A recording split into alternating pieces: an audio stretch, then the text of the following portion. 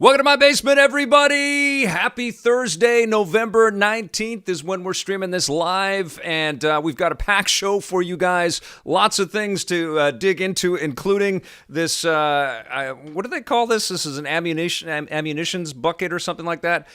Call of Duty sent me out this thing. We're going to open this thing up right away because it's crazy. It's huge. I had to figure out how to open it because I didn't want to spend 5 minutes of the stream trying to just open the thing, but I've got it open. This is freaking heavy. It is. Is this an ammo crate? Is that what it is? Let's name a Bond movie after Vic. My vote is Vic and Let Die. Oh, I love it. Dacrum 13. How about James Bond 007? Play forever, right? Or die forever, or never die. I don't know. They'll come up with something kooky, I'm sure. But welcome to the stream. We're going to have some fun today. We're talking about this thing for a minute, and then we're going to get into a rundown, which is filled with awesome stuff today. We're going to play a little live Stadia. It's the 1-year anniversary of Stadia launching. So I thought, I've got a bunch of games in this service. Let's test them out, and we'll play through them together. We'll see how they run. So I'm streaming a streaming game service or a streaming service over the stream. So hopefully the internet doesn't come crashing down on us, and hopefully the lag isn't too bad. Ammo crate. Okay. Thank you, Alpha Cat. Thank you. And what else have we got? I'm going to talk a little bit about Star Wars Tales from the Galaxy's Edge. This is a new Oculus Quest video game that I was playing last night on the Quest 2. So we'll get into that a little bit. And we also have the contest winner for our fantastic Nintendo contest to celebrate the launch of Hyrule Warriors Age of Calamity. And I've already been busy today. I did an interview with a bunch of incredible people from Midway. I was going to try to tease it today, but it's going to take me some time to edit it all together. But I promise you're going to enjoy this conversation that we all had. I'm shooting for the video going live tomorrow, and then maybe we will stream a little Age of Calamity tomorrow as well. But let us get into the rundown, which today is going to be dedicated to my buddy Goku, who's had a bit of a rough day, it sounds like, in the chat there. But it's great to see Benno Havanor, Andrew Sikma, D9000 is here, Mike Williams is here, Dacrum 13's already got the shout out, No Peeking John is here, looks heavy, it's very heavy. My kid and I brought it home yesterday, and it was quite a bit of weight. Stadia, you're going to get Jade on the stream? No, not setting up an interview at this point. I've got Leaf Fan B. Who else is here? Oh, there's Marco A. And Abby Jameson here is, you thought this was a steel Batman behind me. That would be pretty cool. Ooh. That would be amazing. I like that, Abby. But you know what? Let's get started with Goku's Rundown. All right, the first story is something that I'm very excited about. Nintendo Boy 17, I think, commented on one of the streams, on one of the videos that we have up, and said, we were just talking about a new James Bond video game because I was streaming Call of Duty on the weekend, and we were all thinking how this was very spy-like and could be, why don't we have a new James Bond game? Well, looks like we are going to have one. Today, IO Interactive announced that they are working, their next project after they ship Hitman 3 is they are working on Project 007, which is going to be an origin tale, so it's probably not going to include anything with Daniel Craig. They're onto a new era of 007 after No Time to Die comes out, the James Bond movie we've been waiting on forever. After that comes out, they're going to cast a new James Bond. We don't know what the future holds in store, and I think what IO Interactive and the folks at Eon Productions and MGM and all the people that are rights holders with the James Bond movie franchise, what they're doing is they're going back to the roots, and we're going to sort of understand what 007 is all about and how he comes to get his license to kill, how he gets that 00 certificate. So hopefully it is, phenomenal. We've come to expect some great stuff out of IO Interactive. They're an amazing developer. They've really killed it with the, their different takes on Hitman over the years. But Kane and Lynch, although I wasn't crazy about the protagonists, had some really incredible technology and some cool storytelling. So I am very, very excited about this pairing and this partnership. The fact that I think IO is based in Sweden, if I'm not mistaken. I think that they're definitely a European developer. But I like this idea of I don't know, like a Nordic-based or Scandinavian-based developer getting behind this thing. Maybe it's Copenhagen? I'm not sure. You guys can Google that as we're streaming here. I've never visited them, but I definitely want to. Goku, thank you so much for the super chat, buddy, and that beautiful, cute little. I love these stickers and things that YouTube has stuck in there. That's awesome. Thank you. I hope your day goes better.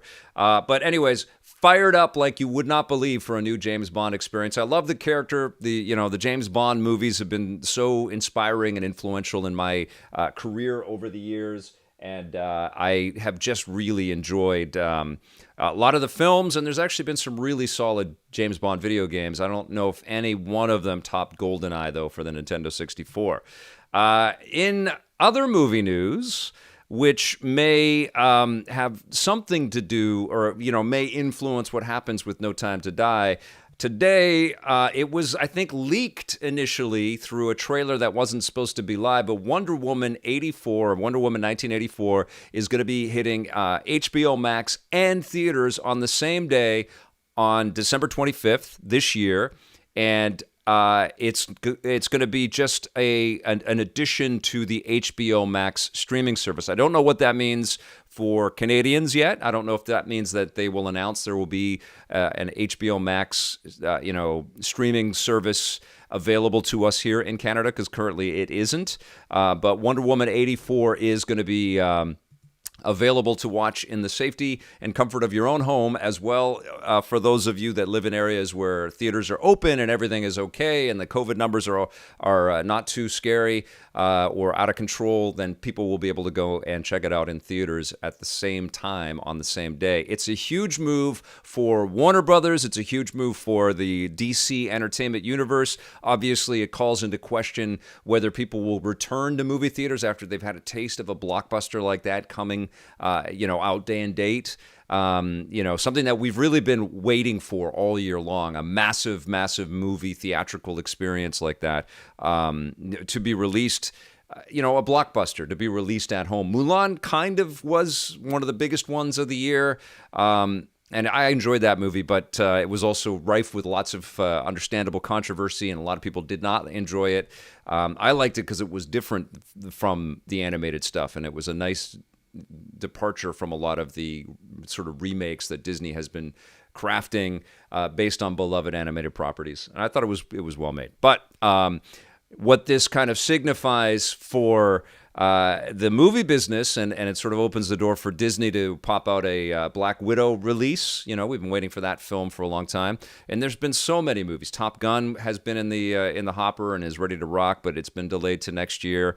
There were some delays that were in production, but there were lots of movies that were almost ready to hit their theatrical premiere dates, and they've been shelved. They've been put in the can, and so now.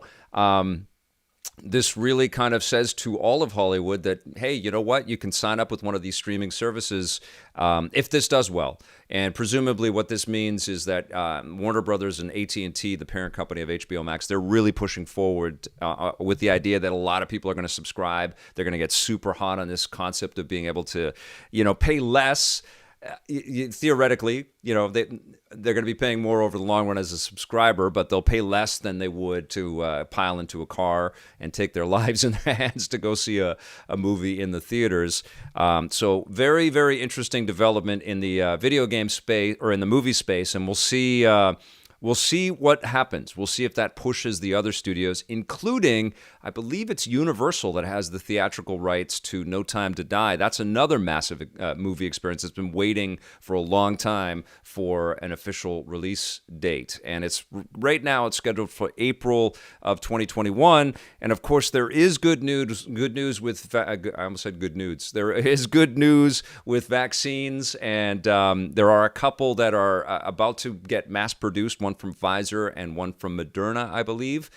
They've got like 95% success rates, but the question still, is out there about how they're going to be distributed to everybody, and will everybody take them, and will this virus still be propagating as quickly as it is right now? Because it's not a good time to be around crowds anywhere in the world right now. It feels like it's a rough, cold winter that we're about to enter into, a dark one.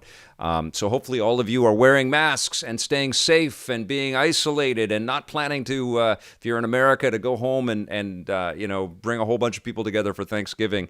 We've got to try to all make it out of this year alive, okay? Enough people have passed away and enough people have gotten super sick, so please be careful out there. So do not go see a movie in a theater, please. And I breaks my heart because I don't want any theater chains or theater employees or the movie business to suffer through all of this. But our lives are worth more than that, more than just being entertained. And there's lots of alternative options. And now Warner Brothers and HBO Max and the folks at DC Movies have provided an example. And I want to hear from you guys if you're stoked about this idea, and whether this will flip the switch for you to become a subscriber to HBO Max if it's in your territory, or if you're going to wait until you can buy the movie on Blu-ray or 4K Blu-ray or something like that down the road, or as a VOD. But it's clearly a huge development. It's a massive story across the Hollywood landscape out there. Cosmo Afterlife 71 is all in for HBO. Looks like Jonathan McFowle, HBO Max for the win. Goku Vic, I'm stoked, but I need it in 4K HDR if I'm going to watch it on HBO Max. Well, the streaming services are getting up to 4K. And it's maybe not quite the fidelity of a 4K Blu-ray, but I watch Mandalorian every week on Disney Plus, and it looks freaking hot to me, man. So it looks like a mini movie every time I watch that show. I am super, super pumped personally about this. What do we have? We have Crave has a dumbed down to HBO Max, but they have some quality stuff. That's Mike Williams talking about the Canadian service Crave. Let's see what we got. Drybone Jones. Hey Vic. Hey everyone. Zane A. Rest in peace, Kirby Morrow. What's that about? Who's Kirby Morrow? I hope that's. Well, I don't have time to check that. We're live. We're on a live stream. Fill me in, though. Mandalorian is amazing. Jim Dwyer, yes, I totally back that up. It's incredible. Probably won't get to watch it until 2021. HBO Max is U.S. only, right? That's E.L. Lantzman. I think what this means is that HBO is going to be going hard to get this internationally distributed. I think it will be in Canada. I think they'll be announcing all kinds of plans and strategies very soon. So Kirby Morrow is who is Kirby Morrow? Is he a voice actor? Zane A. Miss you wearing a blazer on TV. Damon Croy. Stargate's dataless bridge officer dies at 47. Now Kirby, I had him on the show. Blair Farrell. I thought that was Kirby Morrow. It is Kirby Morrow. Is it Kirby Morrow or Kirby Morrow? Canadian actor and voice actor. He was on the show. Jesus. Oh, my God. I'm finding this out on a live stream? Oh, my God. Are you kidding me? What happened? Oh, man. What? Oh, God. He was a great dude. I met him at Anime Expo, and we got him on the show. Wow. I can't believe I'm finding out about this in real time. Wow. Well, my condolences to his family. He's a Vancouver guy. And all of his friends out there. Wow. That's awful. I'm really sad. I'm really sad. I'm really sorry that that's happened. Thank you for letting me know. This is the weirdest way to find out about something like that. And wow, that's brutal. Listen, I've been doing this a long time. I've been, in front of the camera talking about fun things for a very long time. And over that time, we've had some tragedies that we've had to kind of reconcile with. A lot of people that have passed away. It's never easy. But, one thing that I take some comfort in is that I had a chance to talk with these folks, or people that we work with have had a chance to talk with these folks, and we've given them an outlet to kind of express their creativity and what they've brought into the world. And, we did that with Kirby. He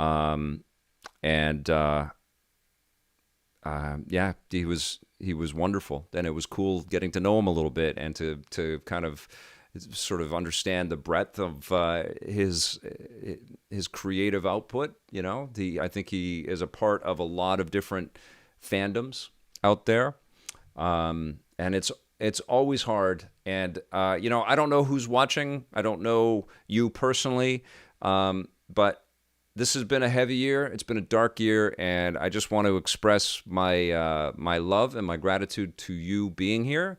And if you are going through some stuff, please talk with people, okay? There's a lot of support, and there's lots of people that love you and need you, and just reach out, okay? And sometimes, you see heavy things like this, and it can affect you in a whole bunch of different ways. So I just want to be real with you guys. Just, reach out and tell people that you care about them, and if you need them, let them know that, okay? All right. So rest in peace, Kirby Morrow. This is unverified. I'm not a newscaster that does this kind of stuff. But if this is all happening, I'm not online. I can't verify any of this. So rest in peace if this has truly happened. And I'm trusting the chat that this is happening. Very sad news. Okay. Listen, we're going to go on, okay? We're going to move on, and we're going to continue our show, and we're going to talk about some happy things, okay? Everybody good with that? All right. Here we go. All right, here we go. All right, so our next story has to do with Stadia. Now, hold your skepticism here for a minute, okay? They're celebrating a one-year anniversary, and of course, this was one of their big announcements recently, is that they have a whole demo for Immortals Rising. What is it? Immortals Phoenix Rising. I don't like that title. It's very hard to remember that title. And you can play it for free. You don't need any kind of an account or anything like that. Stadia is a wonderful idea that's still being developed in real time. And unfortunately, what's happened with Stadia is a lot of subscribers, including myself, have kind of been beta testers for a year at this point. But as I'll show you, they have dozens and dozens of games that are available for people to play if you become a pro member. And then, of course, you can also just use the service for free. But this isn't a subscription service per se. This is a service where you use the back end, but you still have to buy the games. And of course, everybody is wondering how long Google is going to keep investing in this if it doesn't really catch fire and really become an important, integral part of the video game space. And I can tell you that the skepticism that we talk about and chat about, all of us as hardcore enthusiasts that have tons of different access points and consoles and have been gaming forever, is also expressed and shared in the development space. I've talked with developers out there. But what is also happening, in addition to Stadia continuing to develop and add new features and things, is that obviously there are lots of new competitors on the scene. And the big one is Amazon Luna. I just saw one of my Facebook buds in the game biz has got the controller and is testing out and stuff. So haven't seen it proliferated yet. They haven't sent me anything yet, but I definitely want to test out Luna. But that is coming, and that's going to be a subscription-based, means to access lots and lots of games. And of course, It's tied with the biggest retailer on earth, so they have all kinds of really entrenched relationships with game makers out there. Facebook is also going to be getting into cloud gaming, and it's in a pretty substantial way, but it's looking and targeting more at the mobile space. And of course, Xbox is already out there with xCloud, and that is being further embellished. Stadia announced today, though, as part of enhancements, that the iOS app is going to drop pretty soon. I noticed that YouTube functionality is included in Stadia, but I couldn't figure out how to stream directly from my Stadia account to this YouTube channel, and that's something I'm going to need to connect with the Stadia folks on. Because if I'm ever going to sit there and play a Stadia game and then share it with you guys from my gaming cave, I want to be able to, use this channel, not some other new one that I'm creating out there.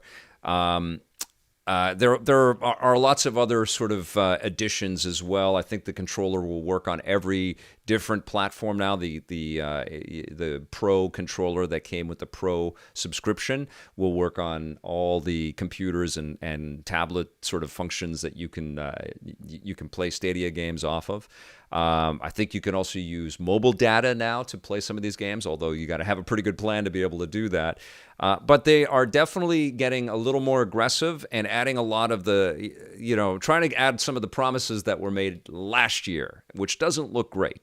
So, the jury is still out on how popular and effective Stadia is going to be. But what I love about the concept of these streaming platforms is that you can send somebody an email, or I could post it in the the comments section or the info about this video, a link directly to a game.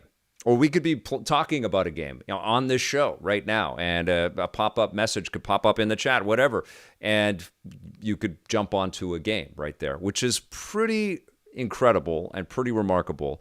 But we are still, not quite there where everybody is getting sort of the peerless console-like experience that we all want, But Google's invested a lot, and they've got more to invest, and they've got more, features to add and more partners to pick up, and, some different scenarios and approaches to kind of assess. But I'm happy that they're in this game, and I hope it continues. Not just because I have personal relationships with Phil Harrison or Jade Raymond, and I've known them for years, but they're also working with cool developers and investing in some cool indies and stuff. So I'm pulling for them. I hope that this turns out to be incredibly successful and a major choice for players out there. It is interesting, though, that we have all of these different fights that go on in games. I've said this before. We have now this streaming platform fight that's about to kind of really start with Luna and Stadia and whatever Facebook's getting into. I wouldn't, doubt that Apple Arcade will eventually become, maybe in partnership with AT&T or something like that, some kind of 5G streaming thing or something, especially as their laptops are transitioning to using processors and accessing gaming content directly off of the iOS store. It's going to get very interesting. So we're going to have this streaming battle, just like we have this VR battle between Oculus and PlayStation and HTC and Steam and a bunch of other purveyors out there. We've got the console fight. And there's all of these different barriers to entry and different choices that consumers have to make about where they get these games. And I don't envy developers that are just like, where do I pub? Is it bad that I'm on Epic? Is it bad that I'm in they have a lot to kind of juggle around all of those decisions. And what kind of sucks on the consumer end is a lot of people couldn't get a PlayStation 5 even if they wanted it, or the Xbox Series X. So why shouldn't there be an opportunity for them to play Cyberpunk at a really solid resolution if they like it off of Stadia? You know what I'm saying? And I don't know if that's going to be true. I don't know if the Stadia version of Cyberpunk is going to come anywhere close to something that we can get off of a Series X or a PlayStation 5. That's what Stadia has promised. And the thing that I like about that promise, Whether or not it's being delivered on is another story. But the thing I like about that promise is that it removes a lot of the obstacles for people to play these incredible experiences. And that's what this game, this career of mine, and what all of us hyper fans out there, I'm sure every one of you is also the evangelist in your world, getting more and more people to play and care and pay attention to the video game stuff. That's what it's all about. We just want more people to play and not have all of these different complicated decisions and choices and expensive kinds of expenditures in order to play these incredible things. We don't want people just playing free match 3 games, right? We don't. And that's why I like this concept of Stadia and Luna and, whatever Facebook streaming thing is happening. xCloud is amazing. And I feel like what Xbox is doing is really interesting because they're kind of attacking it on every front. They do have the console if you want that. They've got the streaming thing if you want that. If you want to play your console stuff on your PC, you can do that too. That's aggressive, and you can kind of feel like Sony's definitely paying attention to that. Nintendo's probably paying attention to that. The fact that they went with mobile games at Nintendo was a huge deal. But I think that's where we're tipping towards. It's less about, these closed doors that you ask a consumer to walk through in order to access content will eventually be better for the entirety of the business. It's not going to be, super clean and without bumps. It's super bumpy right now, and there's a lot of dissatisfaction. But I think if companies don't take these steps in this direction, how will we ever get the Ready Player One? What the hell do they call that? Where he puts on the headset, the Oasis. How will we ever get the Oasis if the companies don't work in this direction? Right, and there's GeForce Now right there, Marco. You got it. Oh, I forgot about this honking thing. Okay, so that is our rundown. Let us now go to this day in Everything Cool. When we come back, I'll take a look in the box.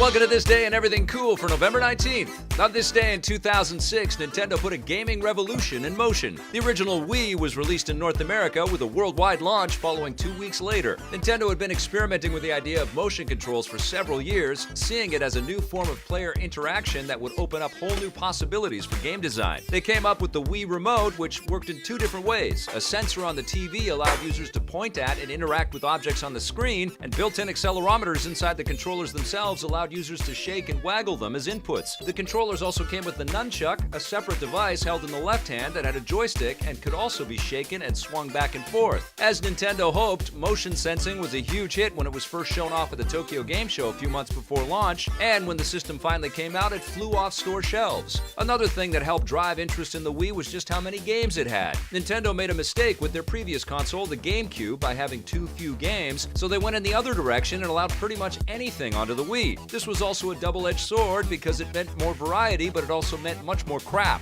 That didn't stop the system from becoming a massive success, and it was sold out everywhere and impossible to find for almost an entire year after launch. It ended up selling just over 100 million units, making it the best-selling Nintendo console of all time. Their next system, the Wii U, didn't do as well, but Nintendo stuck with motion sensing, implementing some form of motion sensing controls in all their consoles and handheld devices ever since. All right, okay, the Wii. Applause for the Wii. Love that platform. Okay, we're gonna open the box and we're gonna see what's in it. I took the top off because it's so heavy. All right, so first thing we got Doritos late night Buffalo hot wings. All right, let's see what else is in here. We have we have a Call of Duty Black Ops, or is it just Call of Duty? It just says Call of Duty on it. We've got a Call of Duty. I'll open it up. Actually, I'll open it up. I'm going to open it up and see what it is. Okay, we've got a Call of Duty hoodie.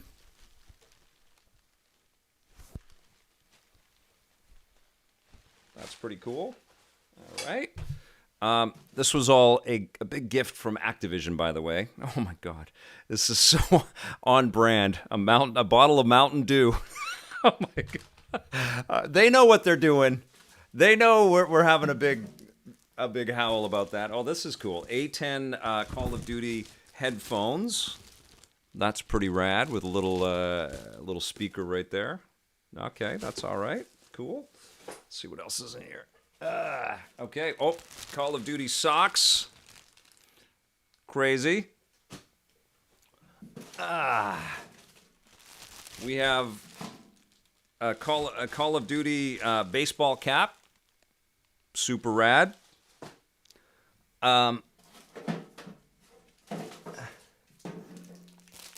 We have Call of Duty Black Ops Cold War for the PlayStation 4, which I think gets the upgrade to PS5. I'm not exactly sure. But there it is. Copy of the game. We have, let's see what these are. These might be Joe Biden sunglasses. They are Joe Biden sunglasses. Oh my goodness. Let's try these on. Let's see. Hip Hop Dan's wondering where the ammo is. How's it going, guys? Yeah. So Call of Duty shades, but they're not super heavy branded. They're actually kind of nice. Kind of like this. Let's see. See, how do I look in these things? Kind of shiny. All right. Okay. I've never tried on sunglasses on the show before. All right. Okay. Let's see what else is in here. There's still more stuff. There's a big box. Okay, we got a Call of Duty. Okay, I'm not going to open this up. It's a Call of Duty PlayStation 4 controller, and it's got camouflage on it, of course. But that's pretty cool. And we have Call of Duty lanyard and dog tags. All right, cool. Oh, look at this. We have a PlayStation Plus 3-month card as well. I'm going to give this away right now to the chat. So, you got your fingers ready? I'm gonna do this. I'm gonna do this super quick. Okay, I'm gonna put this up on the camera so you guys can see it. You guys ready? All set? Here we go. Boom. Can you read it? Go for it. Tell me who has got this.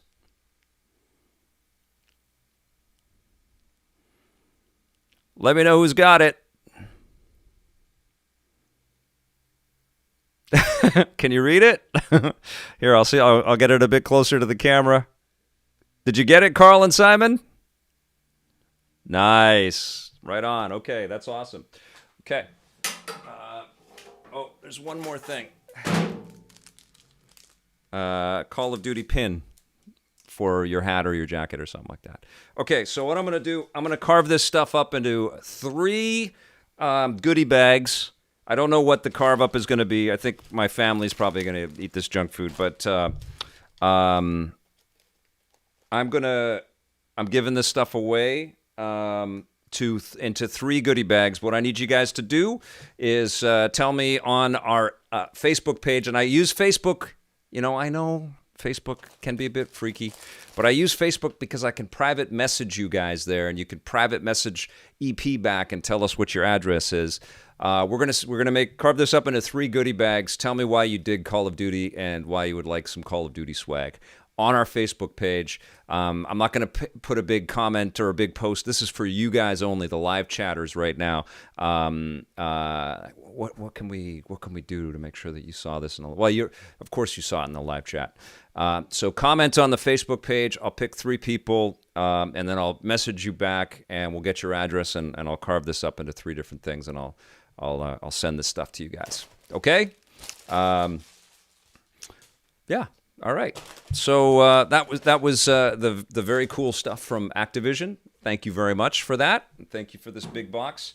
I don't think I'm shipping this. It's going to cost a fortune to ship that. So we'll probably use this as a prop in a future episode of Electric Playground or something. But that was cool. I feel a bit weird that this is like behind me the whole time, though. I'm going to move this out of the way over here. There we go. There you go. Now you can see the rest of my basement set. All right. Okay. So thank you for that. Let's see where are we in the show. Okay, so now we're going to talk a little bit about a VR experience that I've been playing on the Oculus Quest 2, which is right here. This little baby. I love this thing. This is a very, very efficient and easy way to jump into virtual reality, and I've been very pleased with it. Oculus sent me. I have to remember the embargo. Yes, I'm okay to talk about it. Embargo was this morning.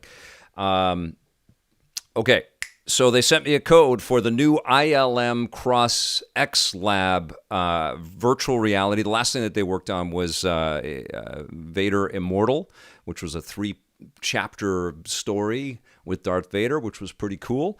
But this one's a little bit different. This is Star Wars Tales from the Galaxy's Edge. And I'm going to run a little bit of the trailer here so you guys can see what this game is about. Hopefully there's no audio on it. And so what you do in this game is you play as a... like a regular crew guy on a ship that's got some cargo. So you work on a cargo ship. You don't have any kind of weapon or anything like that. But then some pirates come and they try to take your stuff away from you, and you kind of have to figure out how to deal with them and escape the ship. And so you find this secret hidden weapon, and you do some blasting, some VR blasting, which is, VR is pretty phenomenal as a light gun, like the recreation of those classic light gun video games, because obviously everything is rendered for you in full 3D and it feels pretty good. There are porgs in the game, but what's interesting about this is that it takes place at Black Spire Outpost, which is where you go when you go to Disneyland. They have the whole kind of set of, some of the game takes place right where you would look out a window and you would see the Millennium Falcon had landed in a docking bay.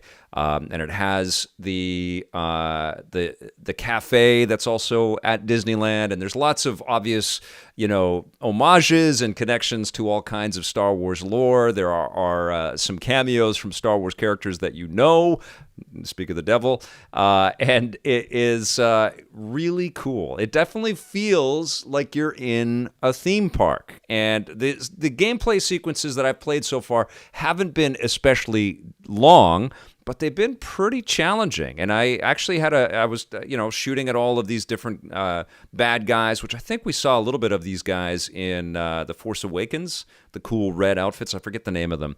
But they were fun to blast at. This bartender asks you to go off and get some ingredients so that you can make a drink. And it's a lot of the same kinds of... there's my man. Oh, man, I love Yoda so much. As I've gotten older, Yoda has become... He's risen the ranks, I started at R2-D2, and then for most of my my love of Star Wars, it was obviously Han Solo. But Yoda, I love the character. Has nothing to do with Baby Yoda. I just have really appreciated how cool the idea of this old wizened Jedi master that had been through everything and always had a sense of humor and wisdom to offer. Just a wonderful character. Love it. And thank you to Frank Oz and George Lucas for crafting Yoda for us. But the game is actually pretty damn enjoyable. It's definitely a Star Wars fan's game. And here's some of my footage right here. So this was recorded last night right on the Oculus Quest. I don't know how to record directly. I don't know if VR Grid is watching here. I don't know how to record directly from Oculus Quest so that we have a more of a 16:9 angle. But I would love that. So the way that you play the game, which is definitely a love letter to Star Wars fanatics out there and Disneyland fanatics and ILM fanatics, is, because you're kind of like a Mr. Fix-It or a Ms. Fix-It, you walk around with this tool that has multi-purposes, so you can take out some, little drill bits and things like that. You can take out the little nails and things, and then you can create an electrical spark and jumpstart doors opening up, and you've got to get to an escape pod at a certain point where you've got all these pirates bearing down on you. And so there is a tactility that clearly VR always provides, where you're sort of interacting with little objects, and there's a mundane quality about the existence in VR that is kind of fun to turn into play. So that is exemplified here. But also, you've got all of these beautiful Star Wars props and environmental embellishments and backgrounds and stuff that you're walking through, and you really feel like you're there. And at the beginning of the game, you're just dealing with scanning cargo and making sure that it's not illicit, and then you realize that, wait a second, here I'm doing some testing of the options in there because I was trying to figure out, let's see, how do I scan forward here? There it is. Okay, so I'll scan forward right there. So you can scan the different cargo, and you can see where the stuff has been shipped from, which is kind of cool. And then you discover that there are these crates there that you can unlock where you scan the sort of the code on the side of them, which is all fitting, and it all feels very organic and part of Star Wars lore. I really quite enjoyed that. And then later on, when you're deep into missions, which is initially what you're trying to do is just go and salvage a lot of this cargo that gets that crash lands on the planet. So you got to go and try to find it before the pirates do. And so you get into battle, and you get into some pretty interesting fights with some of these bad guys. Let's see if I've got some of that right here. While you're sort of cruising around, you can steal their guns. You also get the little droids that you can pop out of your utility belt, and they will they provide some cover and some support for you as well, because you do get surrounded, which is one of the cool things about VR. Obviously, everything's going to come from an angle, and one of the great things about the Quest 2, or the original Quest, is that it's untethered, and so you do have this freeform freedom where you can look in every direction, and they will flank you, they will get around you, and there is a real sense of tangibility with where shots connect. There's one of the salacious crumb space monkeys that you scan, which is pretty funny. So there's all of these little, in-jokes and inside baseball kind of moments throughout this stuff. And a lot of it, there's probably a lot of depth and detail in there that I maybe have walked past too quickly. I haven't beat the game, but I did enjoy what I played, so I'm not going to score it right now, but I think it's a pretty damn fun excursion into Star Wars lore, and it's a good fit on Quest 2. I didn't dig the loading times on the game, and there are some, like there it took me a little bit of time to pick up the gun that I had. And you can go with a gun in each hand, by the way, which is pretty fun. But you will get into some pretty good gunfights and battles with these pirates. But they'll also send out probe droids and little droids of their own that will swarm around you, and it can get pretty challenging. And you have little back-to tanks that you heal yourself with, and I'm not always super badass or super elegant with the way that I'm maneuvering through here. The load times were frustrating. There were some tactility issues where it felt like I should be able to pick that up, and then I realized here actually that I'm scanning that. So, but it's stuff that you pick up along the way. You scan with this little Pip-Boy-like device on your wrist. See, I'm having trouble putting the gun into its holster, but I think that gun had been depleted. That's why it wouldn't stay in there. And that one's in there. I'll try to pick this one up and I think I used it all up. So there are a couple of moments like that, but the load times were frustrating.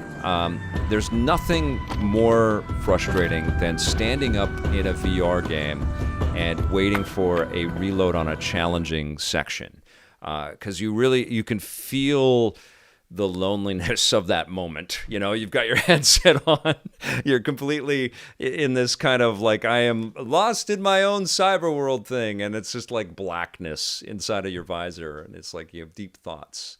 It's like an isolation chamber, it's like, is this the best use of my time on this earth right now with this loading screen? And minutes go on, and then it comes back. I think we've been spoiled by the PlayStation 5 and the Xbox Series X. Any owners of these platforms out there will understand that. So long loading times are very evident now, and especially so when it's like tethered to your headset, and like there's no escape. You can't look at your phone or anything. You're just like, yeah, they could have thought these loading screens a little bit more. And I also feel like, this is also a game that I think will work on the Oculus Quest 1. I didn't try it on the Quest 1, but it feels like it didn't take advantage of all of the fidelity and all of the technology that the Quest 2 provides.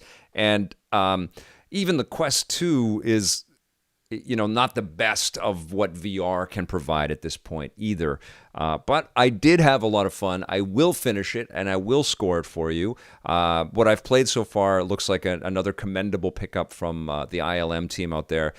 Most importantly, though, I'm very happy that they're continuing to partner on projects like this. They are clearly the best in the world at creating virtual environments for us to watch as passive entertainment, as anybody that watches The Mandalorian can attest. And it's great that they're using a lot of that knowledge and foresight and narrative design and application to create game content for us like this. And it's definitely not Half-Life Alyx, but it's a very sweet escape that honors not just Star Wars, but also the location-based entertainment that is Galaxy's Edge at Disneyland, which I was fortunate enough to experience firsthand this year for my birthday and my kid's birthday. We made lightsabers together, and it was honestly one of the best birthdays I've ever had in my life. I was totally getting emotional making a lightsaber beside my kid, who was also, and it was so freaking cool. And we went on the Millennium Falcon ride a million times. And we went on the other one too, the Rise of the Resistance ride a couple times too, and that was a blast.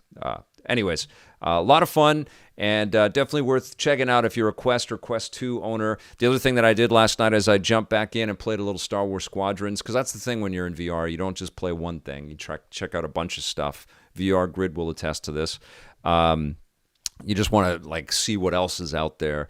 And there's a lot of other games that I haven't gotten to yet, but I checked out Star Wars Squadrons again last night, and again, it was just like, wow, this is amazing. Although there was a noticeable choppiness in the way that the game streamed, and that also has interminably long load times. And I'm running it on an Alienware M17, which I don't think it doesn't have an SSD on it, so maybe that's part of it. But it was like.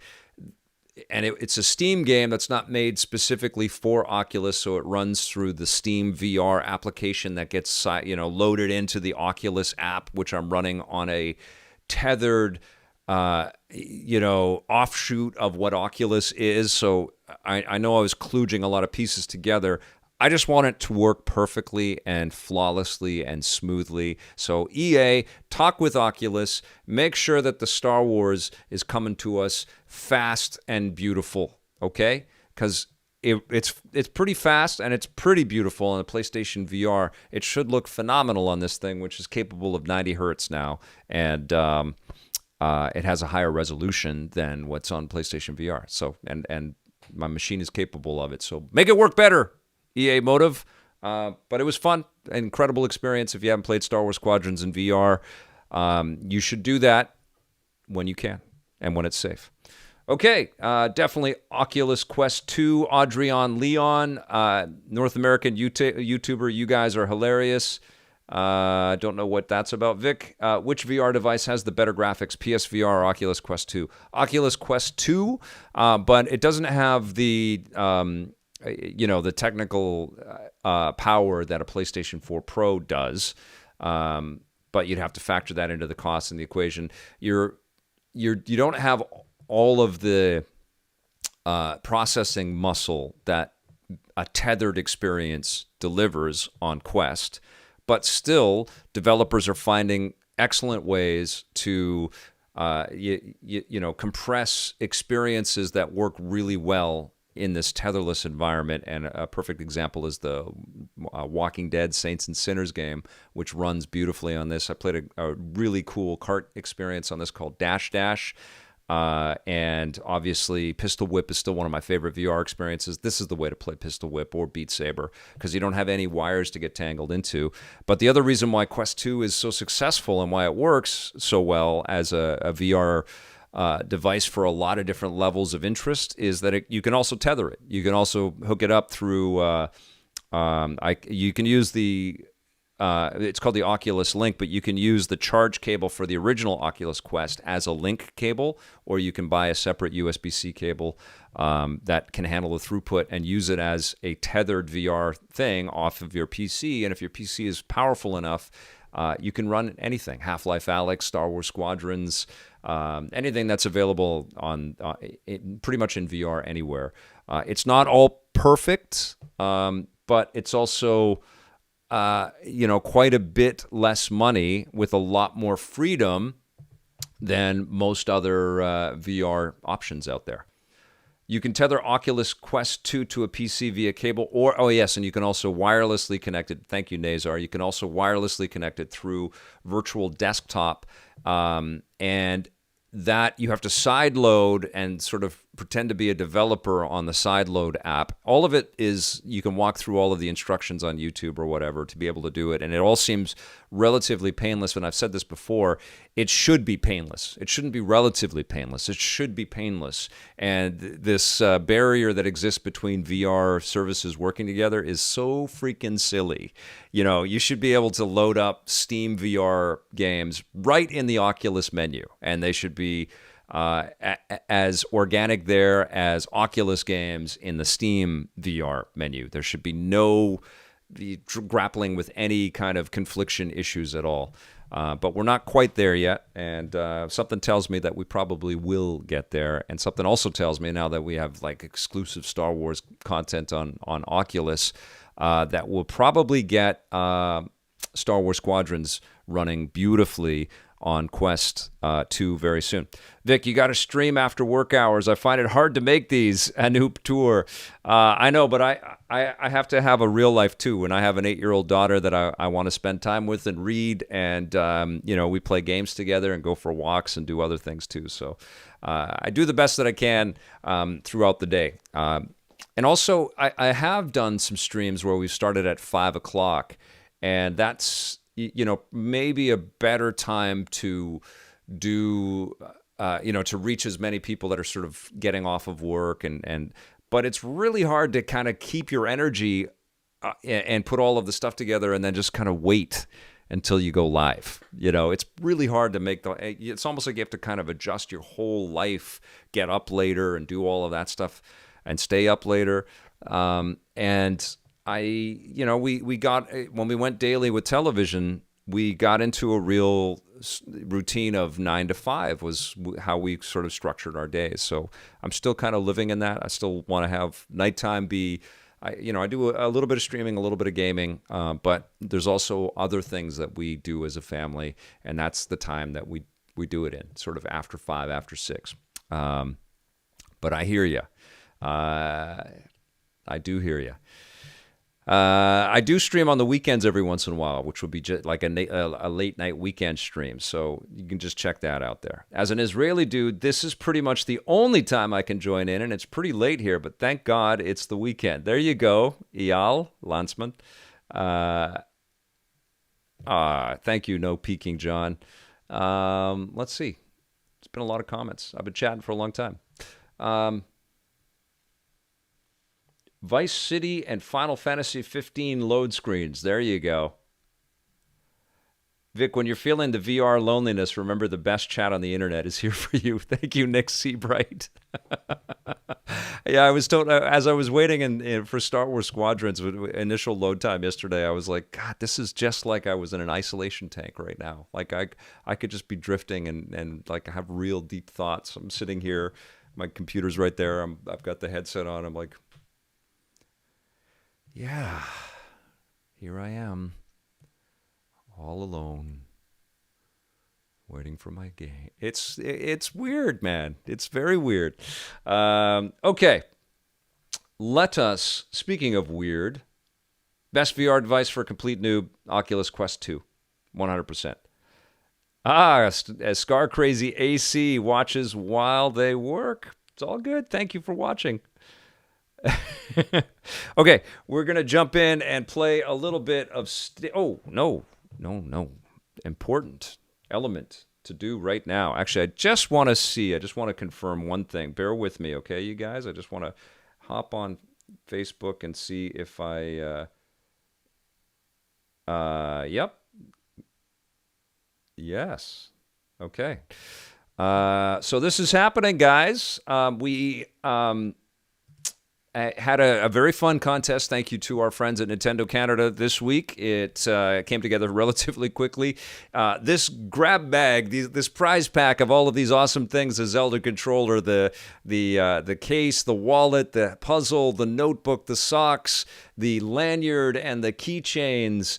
This is all going to one lucky winner. Oh, yes, and a copy of the game. This is going to Brandon Golding, who is our winner. He said, "We are excited as my 8-year-old daughter is obsessed with Zelda as seen in this picture, and Breath of the Wild was the very first 3D game that her and her mom ever played, and after spending the last year and a half and easily over 200 hours in the game, they finally beat it a few weeks ago. She is super excited for us to play more games in the Breath of the Wild universe." So that is awesome, and obviously part of the factor on me deciding to choose this winner was that Brad Wilson and Joshua Jack Roger agreed that Brandon Golding should be the winner today. So congratulations, Brandon.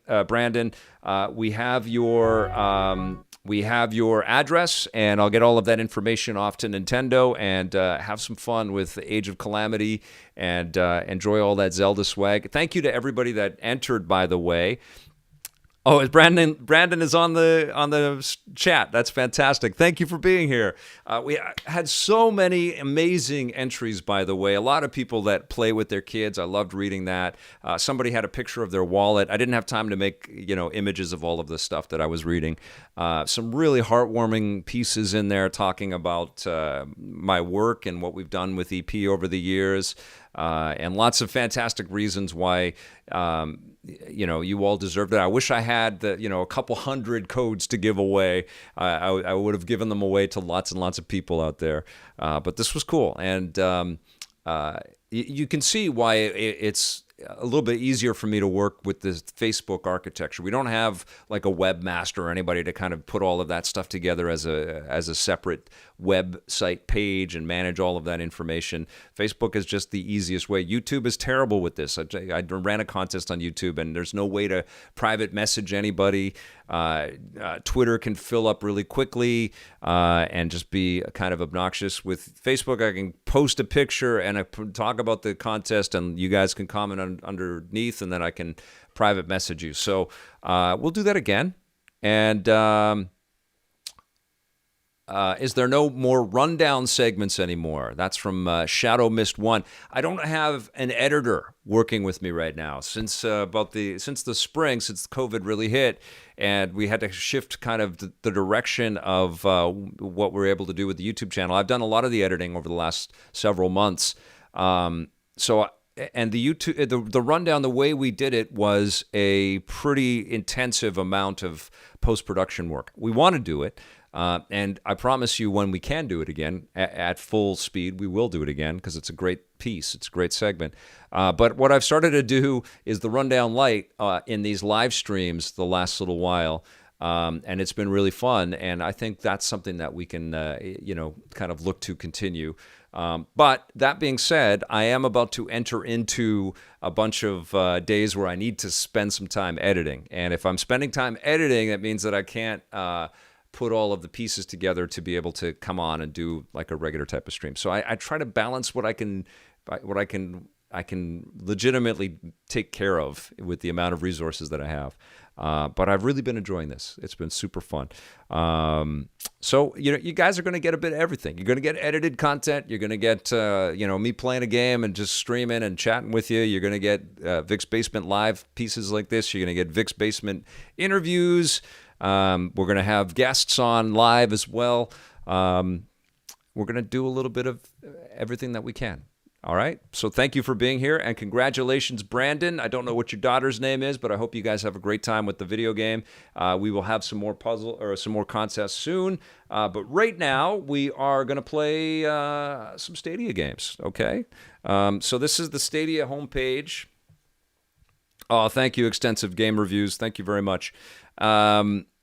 We are going to play Assassin's Creed Valhalla. Oh, hold on. It's over here. Wait a second. Oh, maybe that's the top of it. Okay, so this is a lot of these games are just part of the Stadia Pro service. So let's load up Valhalla. Here we go.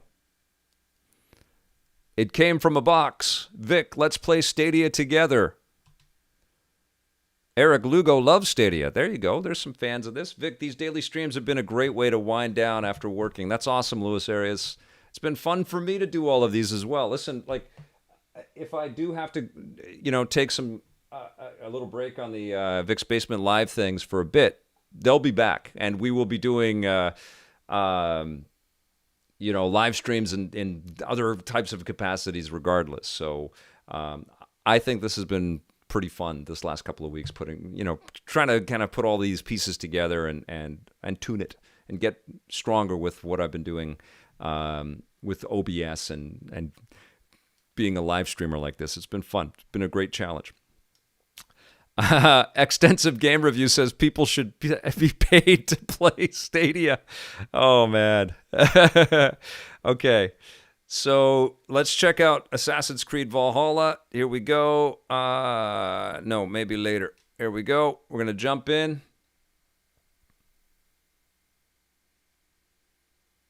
Oh, let me put the headphones in so you can hear this. So I can hear this. You can hear this. Not yet, because I have to turn off the audio. Give me 1 second. Boop. And I'll put this on. There you go. I turn the music off just cause. So we're going to start. Let's see how fast this loads. I don't think this loads with the speed that you get off of an Xbox Series X. Are they paying me? No, they're not, Benno. I've wanted to see how this service actually does stream. It's been a year, and I did it when Blake and I were making the content out of the Vancouver Film School Cafe. And so I had some help with putting it all together. But I wanted to see if I could do this kind of running a show on my own and see how it worked. So this is running off of the same laptop, the Alienware M17. I'm going to be getting a new laptop pretty soon. Intel reached out, which I'll tell you guys all about when I get here. Load time wasn't too bad. We're into a game that actually looks all right. So this laptop is running at 1080p, which I think is appropriate for a stream. Stadia can go up to a 4K stream, so you can play it on a 4K TV. Roger Carlos Ramier Jr. says, I have no issue with streaming games that's through Stadia. 0 latency and no lag.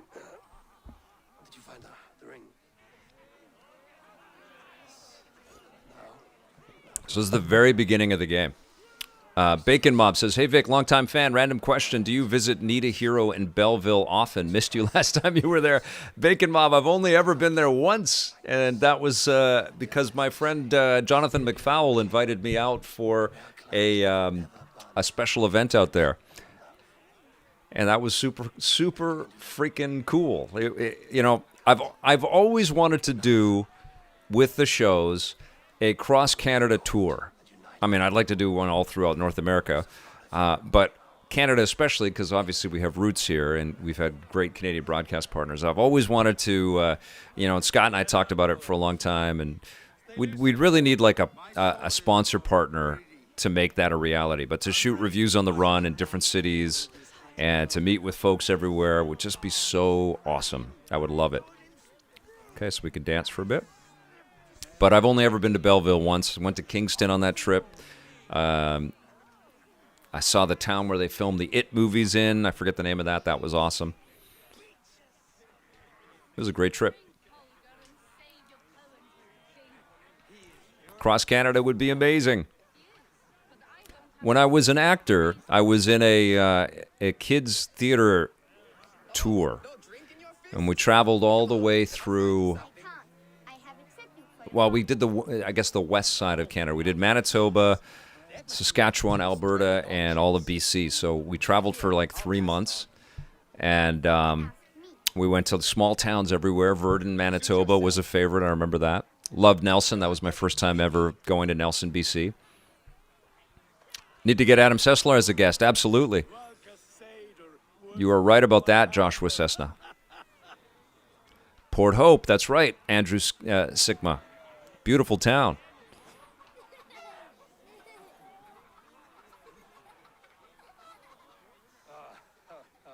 Yeah, I really liked Kingston. Although we were there, Bacon Mob, when all the bugs were out. And we have other issues in BC, like a lot of rain. But we don't get those black bug things. I don't know, black gnats or whatever. And I was just, I could not deal with it. I think everywhere I walked, it was like all over my face. I was freaking out. That's a good idea. That's in the morning. First light. Hammered. This looks great.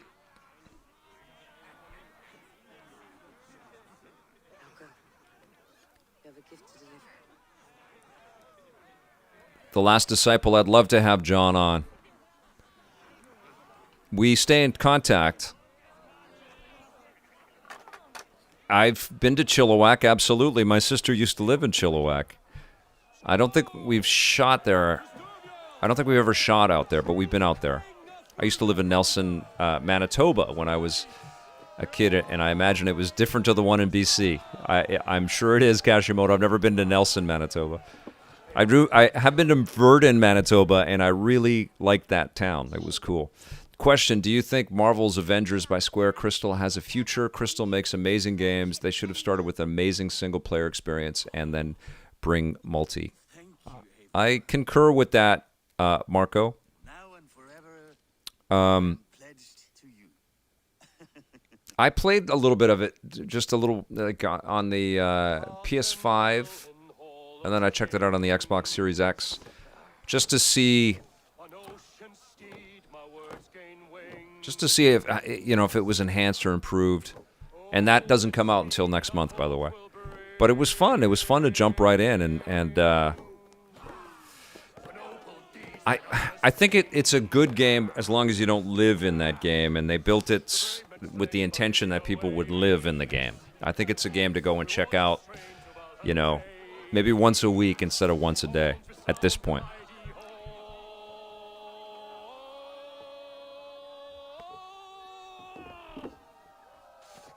Yes, we can all imagine that. It came from a box.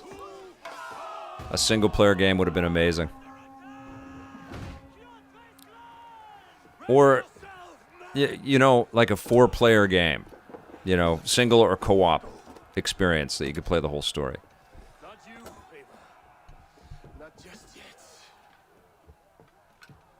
Okay, all hell's about to break loose. This is a gorgeous game, by the way. It's really breathtaking. I've been playing it on the Xbox, the new Series X. It is foretold. The curtains are raised. And I love all the storytelling in this game, too. It's cool. So this is the harsh reality of Viking life.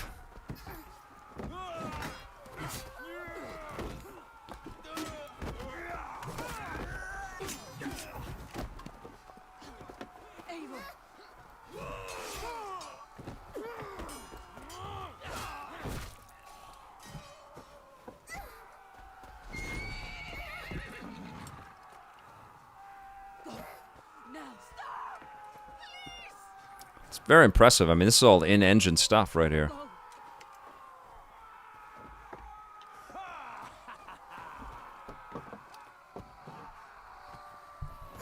Should I turn it up a little bit? How's that?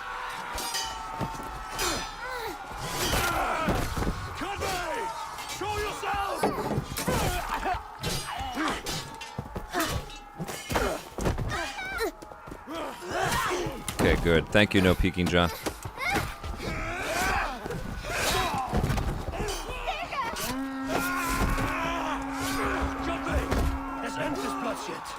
cool to go back and watch this opening again. Assassins is always so bloated with narrative. It's hard to keep track of everything that's happening.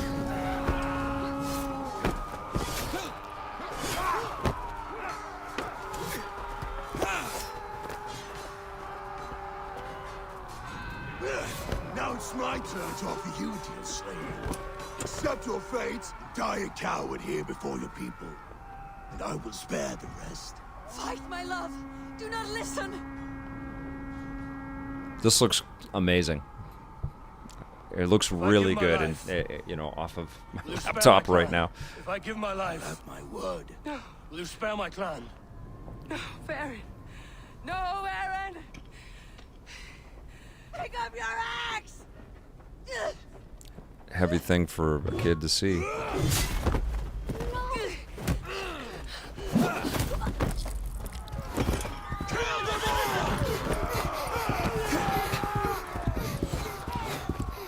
That's the Bruce Wayne of Vikings right there.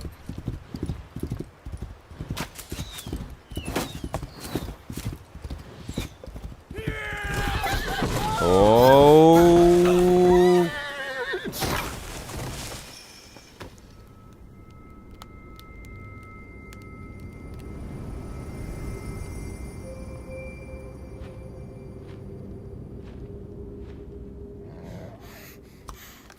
Or Conan the Barbarian, right, Cosmo?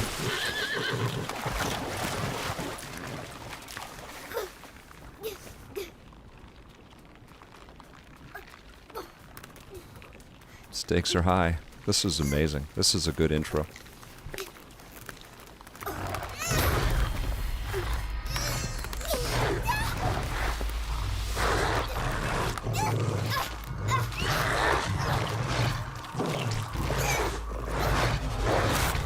Oh man. Oh yes.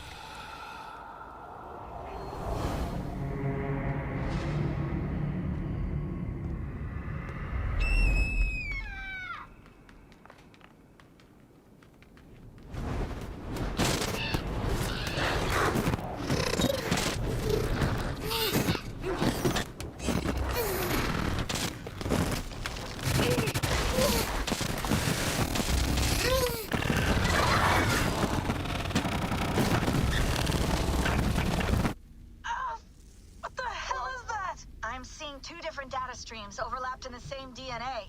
Not sure why. Fix this or pull me out. I can parse the streams with a filter. Hold on. Okay, we're good. Are we? I don't know what happened, but I can work around it. You'll have to pick a stream. Anu, yeah, absolutely. You should check out. I've streamed a lot of Polymega stuff actually.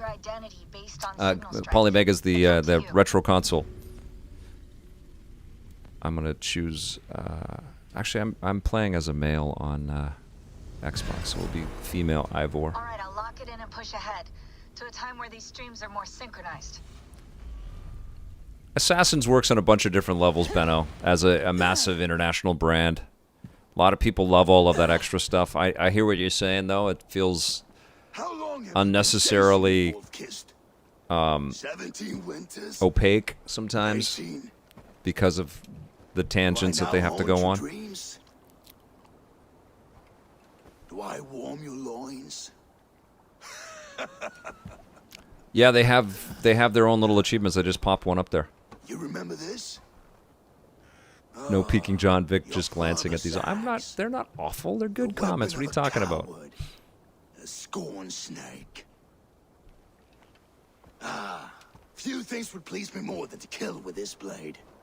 But I know you would defy me to the death, fighting for a glorious end. That I will not allow. You will live your final days enthralled as a slave. Humiliated. Your death will be a lonely one. Kill the rest of our crew! Make them suffer! Ava Wolfkiss is no more! That name is dead to this world! Anoop Tour. Some good advice right there. Free Stadia controller if you need it. Your weight in silver. To the ship.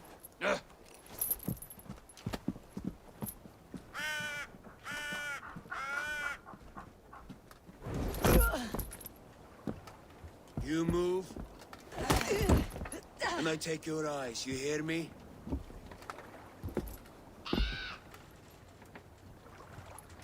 Wind's blowing from the south. We can tack north, then cut west. Absolutely, Rocket and Reagan Awards. I haven't quite determined how exactly I'm going to do it this year. Maybe we'll do it live. Maybe we'll do it live. That'd be crazy. Should we do a live one? With video clips? Cut, I will skin you alive. You will never leave this.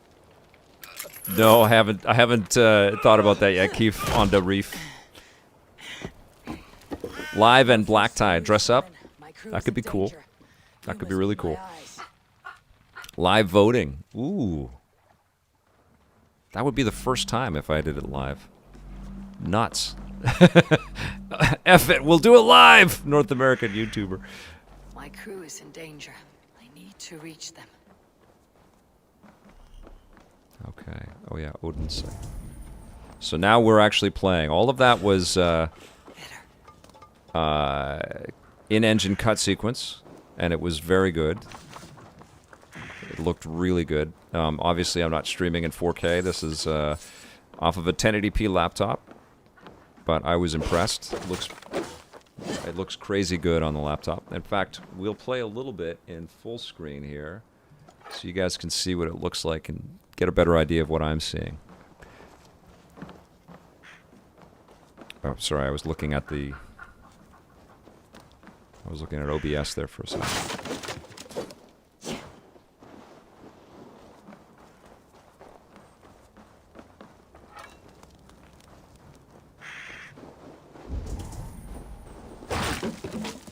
Definite God of War vibes in this game.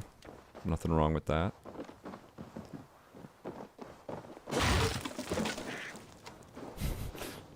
We're just busting stuff, just destroying everything. Okay, so we're gonna climb and do our first sink up there. Let's go do it. Assassin's Creed's kind of a perfect thing for streaming because it's never been... there's always a bit of a slipperiness to the control. It's never been like super tight precision. There's a lot of freedom, but there's also quite a bit of control forgiveness that you... It's not a fighting game. And the fighting in Assassin's Creed is okay. I much prefer the fighting in Ghost of Tsushima. But there's like this beautiful majesty in the exploration of this game, but in Assassin's Creed in general. I'm a huge exploration fan, adventure game type fan. Alright, so I think this is the first. Yes, okay, so now we're going to be able to see a little bit further. So this is running off of servers that Google has, and so we shouldn't see any... You know what this feels like? It doesn't feel like... and I have to check this out in 4K, but it doesn't feel quite like... It's not 60 frames a second. Where that oathbreaker is holding my Oh, I crew. can jump into this water here. Let's see. That's pretty rad. Cold. I like the ice coming in on the sides there. I think this is like it's like a solid PlayStation 4 Pro, PS4 Pro, or Xbox One X version of the game. Or PC. I mean, it's a PC version of the game, but it's got that kind of feel to it. It doesn't feel like next gen.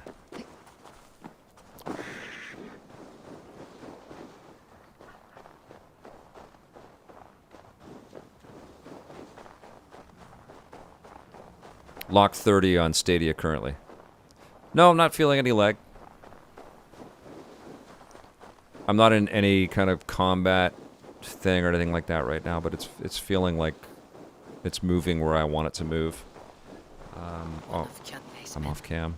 I need to be careful. I don't have another camera, so I only have this camera, but I don't know, maybe, I don't know. Can I play it like this? And you, weirdest way to play the freaking game. I should be cautious. And I didn't preset anything or toggle any stuff. I just loaded it up. I saw that it was outputting fine from the HDMI into the Aver media thing that I've got, the capture card. And I said, okay, well, we'll stream this today. I've been wanting to do this for a while, and they just took me up with Stadia hooked me up with Watch Dogs and Assassin's Creed codes, and I thought, okay, well, this is a good way to test this out in real time. Let's see how it goes. Oh, you guys can't really see my thumbs. Okay. It's so weird that I'm doing this. No Peeking John is a new member. Thank you, sir. Thanks for joining. And thank you to all the new subscribers. And, you know, one thing I love to do on the streams is find out if this is the first time that you're tuning in to an EPN stream. You know, let me know if this is the first stuff you've seen around EP, or if you don't know who the heck I am or what we've been doing with Electric Playground for a long time. But I think you can see in the comments we have the best chat there is out there. These are awesome people, super smart, super inclusive, and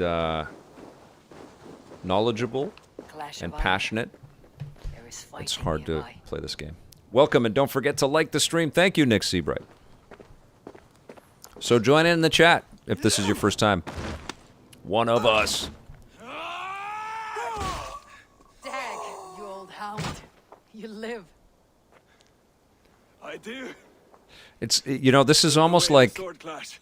I'm better looking than smart. Thank you, hi there. Shut the Making us all blush, Jonathan McFall. Mistake he'll regret. Oh, forgot good looking today else. you won't. I mean, I can I see. saw him board a ship at They're all Davos very Nest good not looking. long ago. Good to see you all. Sailed east, leaving our crew This is behind. almost like an animated Still be time version to of save what our I've been men. playing I will find on them. You ready to Series launch? X, which feels like they're Glory dipping hound. towards more You will take photorealism. the rescue for yourself. It's interesting. So the victory song is written about you. I could storm the beach then, slay 24 men, seize our dragon boat, and Dry hoist Bones the sail Jones. in Yep. triumph. Up to you. No, I will take the Started beach, doing this a in far more 1995. dangerous path. This game. You search the longhouse for our crew. Oh, and here. This corpse will not have need of it. Go. I'll meet you by the ship. Oh, Peter Kokosor, I'm sure you can't. I'm sure you can't, unless somebody has figured that out. Because you're not inputting anything. You're accessing what's on a server. So you don't really have any way to manipulate. Because I wonder, if you could input any kind of a save or mod or anything like that, you'd probably be able to do some real damage if you wanted to the whole infrastructure, the whole Stadia infrastructure. So yeah, it's all unless they're account based, like with a Ubisoft account or something like that, and then you're cross saving. That's probably what you're asking me, and for that I don't know. Go save our crew. Shadow Mist 1, watching EP since the very beginning. Amazing. I've been watching for 25 years. Hi there. That's incredible. Yeah, you guys are amazing. Thank you for being here. If I use the main gate, Okay, so we want to attract attention. telling me to be stealthy. Oh, what's happened? Oh, I thought it locked up right there. Okay. Oh, I used my Raven. Okay. Lead me. Yeah, all of this is feeling instantaneous. Oh, hi there. You're being very kind.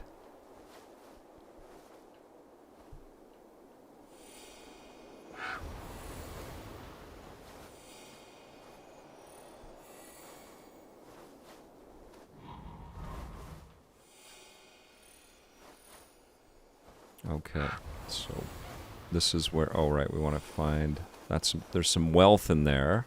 So yeah, one of the cool things that they've done for the interface is you have all of these lights basically leading you to where stuff is. So you've got mysteries to solve, artifacts to find, and wealth to collect. I'm not doing a very good job as the bird. Oh, it's because I've got the cameras reversed on the bird. Okay.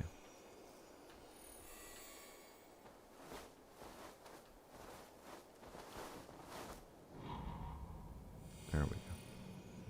Something in here. Where is it? Oh, it's right in there. Okay.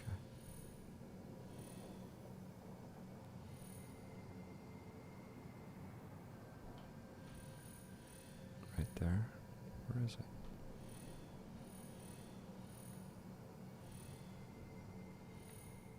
Okay, whatever. Let's just get in there. You guys want to see me kill some Vikings. Some bad Vikings.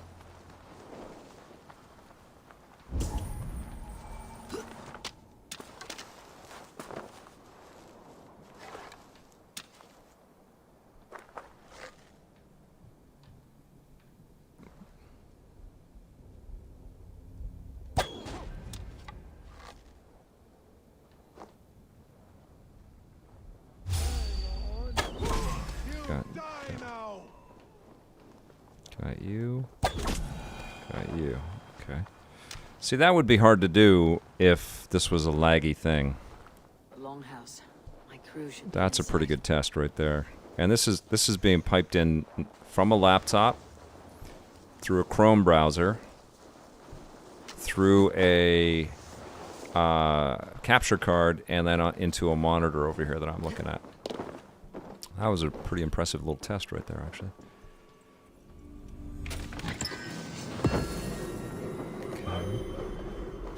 Actually, I want to see if I have any better stuff to wear. Let's see. No, I sure don't. I am sure in rags right now. Okay, let's go. Vic, what do you think of the Nintendo doing with Zelda's 35th? Oh, what do I think Nintendo's going to do? I think they're going to pick up a ton of wisdom and lessons from this year's Mario 35 celebration, and they're going to crush that. And I would assume that Breath of the Wild 2 will be here next year. Those guys are chatting, so I don't want to kill those guys right there. And I suspect that we're going to get a Breath 2 on new hardware. And I tweeted the other day a little poll about Metroid Prime. I thought I was being clever. I called it Metroid Prime 4K, as if Metroid Prime 4 is in 4K. But everybody thought I was talking about a 4K version of the original Metroid Prime, which would also be rad. But I asked if people think that it will be on new hardware, and the unanimous, well, it wasn't unanimous, the overwhelming vote was for yes. So I think it will be as well. But I don't think it's going to be cool. I don't think it's going to be Metroid Prime 1. I think it's going to be Metroid Prime 4, and it might come with a Metroid Prime trilogy in 4K on Switch Pro, which I wouldn't doubt would be a home console only, not portable, which I would be cool with, especially this year.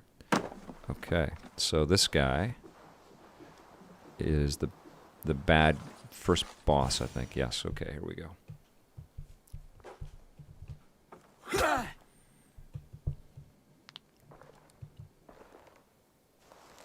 You coward! Unbind me and stick an I am not the uncle that works at Nintendo, Louis Arias. This is me just completely trying to get into their head and strategize.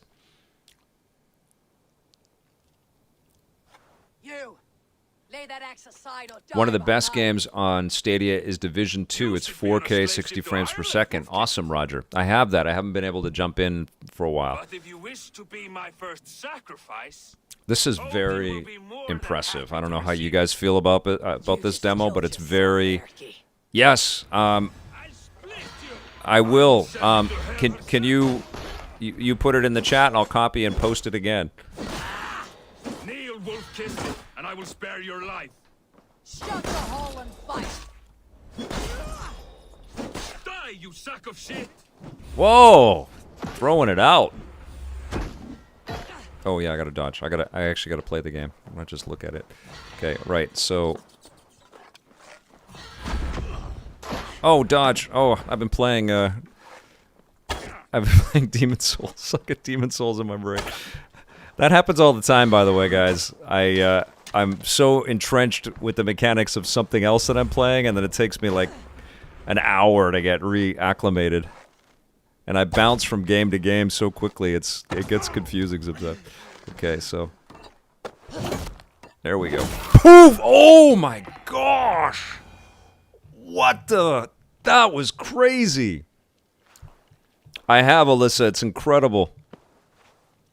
Wow. I didn't do that last time. I think I gingerly ran around and shot arrows into the guy until he fell. Wow. If I give my life, will you spare my clan? Venom, no! Pick up your axe! Thank you, Colin. Kill them all! No! Aw. That was very Game of Thrones. Yes, it was. That dude is definitely going to have a headache.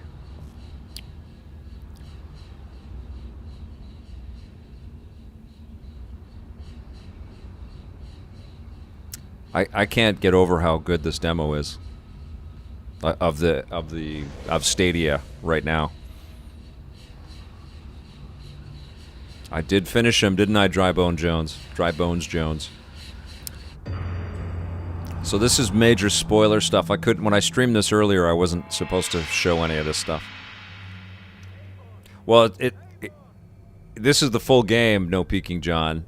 But I'm talking about like demonstrating the Are you bewitched? Unbind us. like the Stadia as a technology. This is pretty damn good.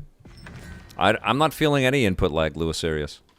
But this is the kind of game that is because it's not herky-jerky. It's not like a, I guess, you know, what would be, it's not Mario, you know, where you're inching along and you gotta, like, worry about every kind of pixel. Like, it's not just, like, super airtight precision for making a, you know, like jumping onto the back of a turtle or something like that. There's always been a looseness to Assassin's Creed and the engine tech that the company uses because there's so much exploration. Even if your wits were somewhat rattled. Listen here.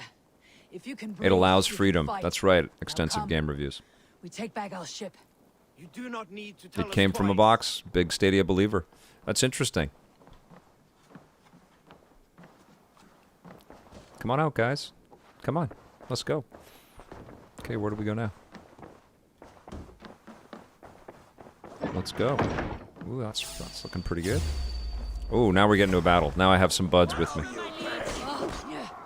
So this is giving you a taste of the raids that come up. Oh, I have better stuff. I forgot I have my...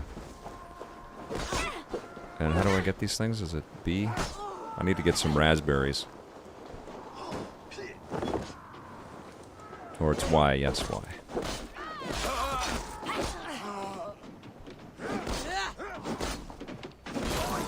Awesome arm on the snow.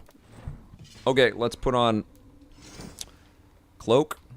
I have my Raven clan stuff. Armor. Bracers. Boots. Oh, I have my father's axe. And I have my father's...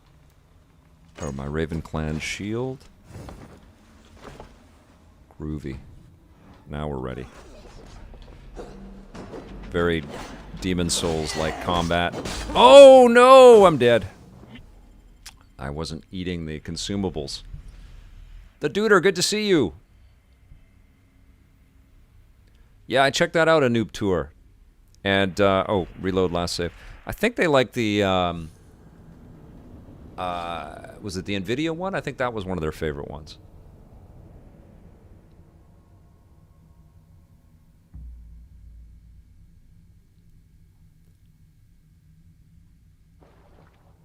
I think NVIDIA Game Stream is better than Stadia. I've used both. Awesome. Taz, where did you post it? Listen here. If you can breathe, you can fight. Now come. Take back our ship. Post it again. Do not need to tell us twice. Oh, unfortunately, only a mod can post links. Oh, okay. Okay, hold on a second here. Discord. Oh, right, and Blade Blur was the guy that always did that. Okay, hold on one second here. I hope this doesn't destroy the stream. 1 second, you guys.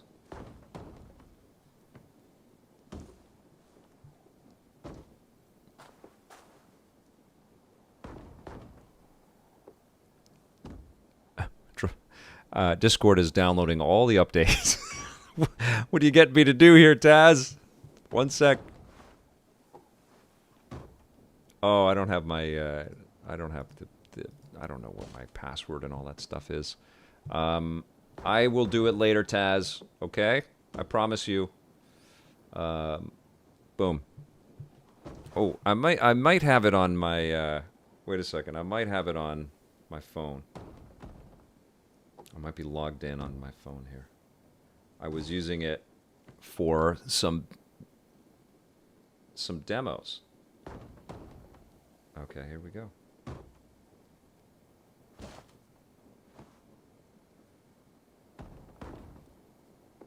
Oh, jeez. Oh, my God. Oh, right, I have the authenticator. Give me a second. You know what? I'll do it later. I'll do it later. I'll post it into the body of the info. That's right. 1 2 3 4 5 Spaceballs is the password. I mean, good God, do we all have tons of passwords to remember now, huh? We live in this, we're subscribers to everything world at this point. Sure, I'll just subscribe to that. I don't have one of those one password type things yet. I gotta do that.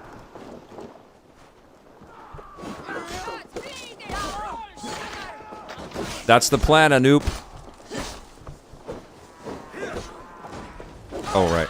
I got all my stuff. Let me put all my stuff back on. Boop. Boop. Do you guys want me to boot up Watch Dogs for a bit? Or shall I keep playing this? Or is there another Stadia game that you'd like me to check out?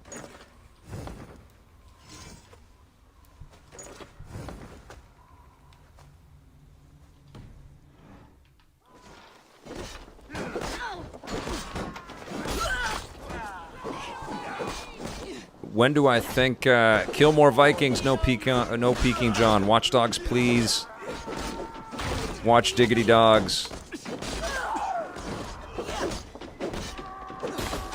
All right, here we go.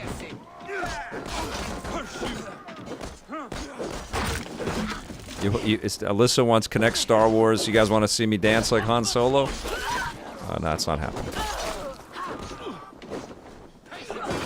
I can't stream Immortals yet. Soon though. Fall Guys, no, it's got to be a Stadia thing. Is Fall Guys on Stadia? Watch Dogs, okay. All right, we're gonna pop out of here. So I'll just save. I'm very impressed though. Stadia, good job with this. Okay, main, save. Oh, I can't save. Can I get past this battle? Let me get past this battle and I'll save. So I don't have to play this again. That's my guy. Here we go. Alright. Should we wield two axes? Why not? Let's do it. Hardly ever use the, well, that's my guy too. Okay.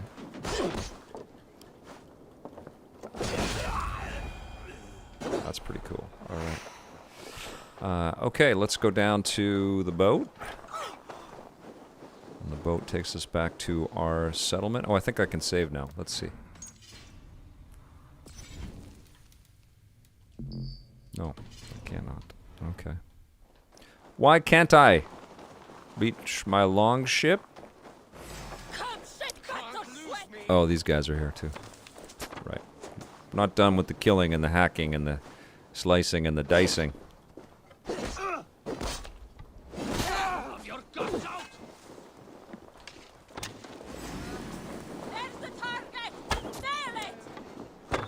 Oh!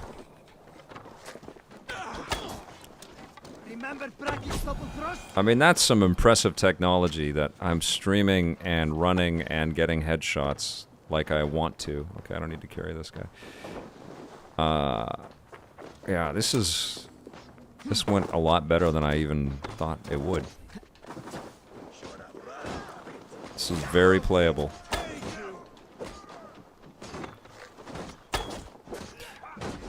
What Stadia needs to do, though, is screw this $10 a month and then I have the ability to play the games that I also purchase in 4K on my TV. It should just be $10 a month, and you know what? Assassin's Creed is yours to play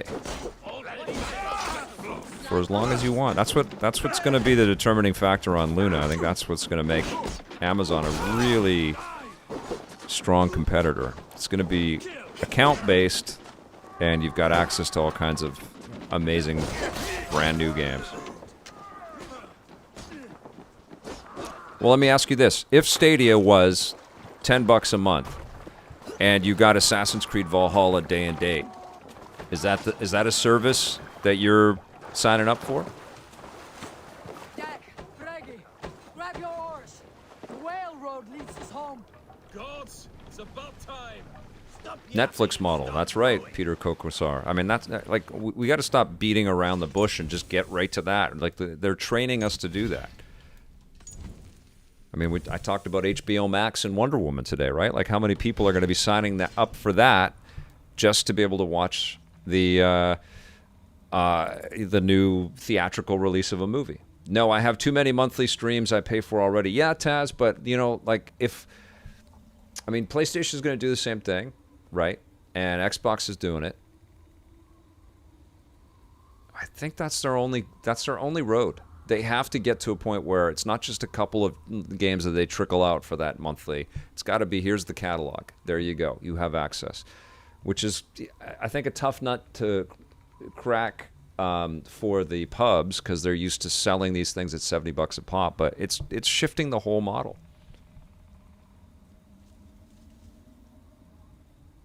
It'll be $15. Ubisoft Plus is coming. Yeah, I mean, that's $25 a month, though, Roger. I think $10 a month, max 15 is where that inevitable Netflix streaming thing has got to be, you know? Yeah, Anoop. I mean, that's the compelling thing about Xbox. That's what's put Xbox into the conversation right now for sure. Okay, I'm gonna pop out of here and I'm gonna pop into. We're going to close this, and we're going to go into Watch Dogs. But I'm just turning this off because I'm on a browser. So I just want to give me a second here to find it. Okay, I'll pop this back on here. There we go. Watch Dogs Legion right there. This is something that's exclusive. I don't really. It's a multiplayer Pac-Man experience. We'll check out Watch Dogs. Let's jump in. So this is it. From a. I'm gonna turn this off because there'll probably be some crazy music. From a. Oh, you know what? I don't know if they're gonna log me in and.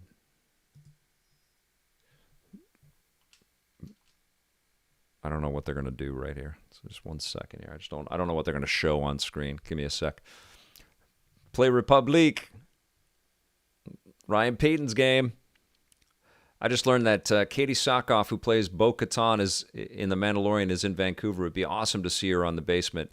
Nosferatu, they're very busy when they're in Vancouver, these actors. We've had access to some of these folks.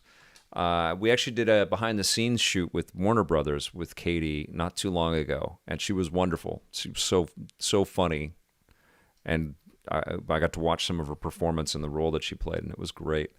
Okay, so we're going to start the game.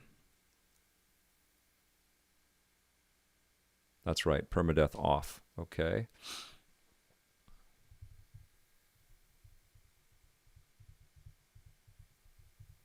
That Mandalorian episode was just phenomenal. I can't wait for 4 tomorrow. Pretty cool that Katie is Starbuck, right, Marco? And now she's, what's her name again? Bo-Katan? Bo-Katan, yeah. Surreal.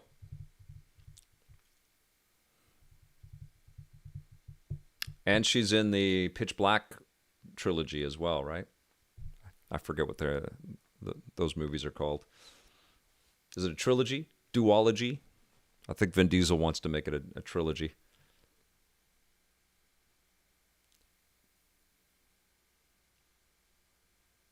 Could I put the invite link? No, I can't do. I don't think I can do that. She was in Riddick, the third movie. Have there been 3 Riddick movies? Oh, Pathetic Earthling. We love Ted Lasso. So good. Okay, so this is on, but I don't have the music on. This is Watch Dogs Legion. That loaded up pretty quickly. This also looks really good.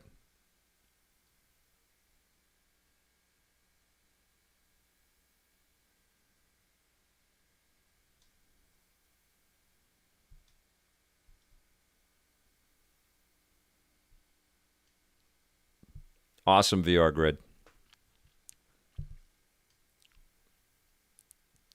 Of course, my friend.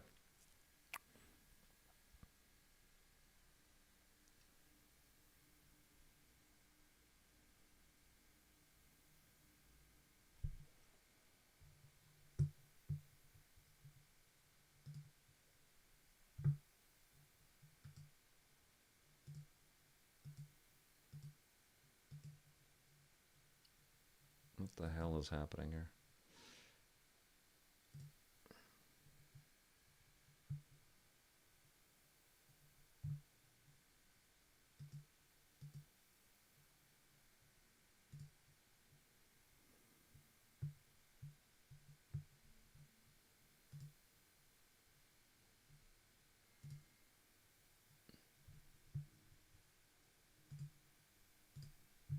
There's so much spam on this thing. It's crazy.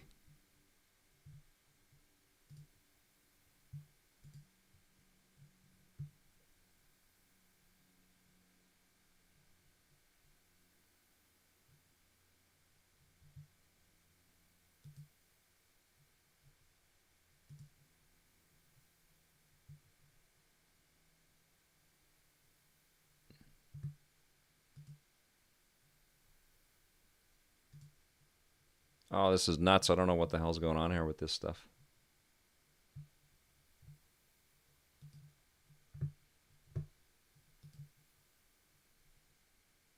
One second here.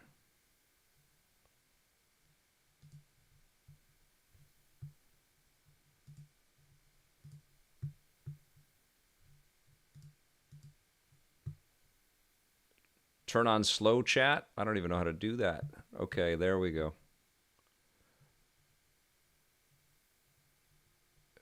Who are these freak balls?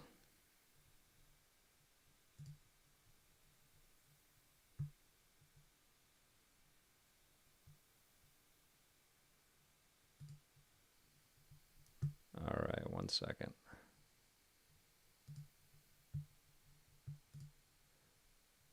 I guess there's not a lot that YouTube can do, right?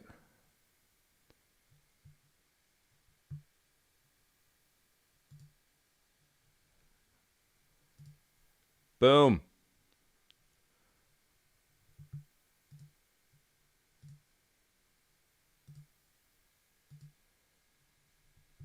Boom. Thanks, guys.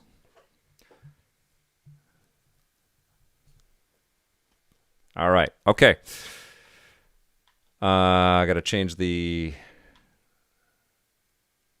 order has been restored. Okay. Let's change the gamepad on. No, off.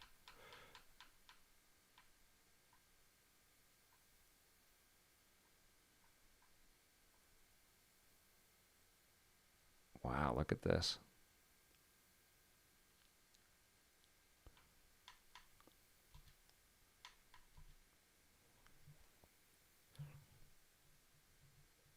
Right on, Jonathan.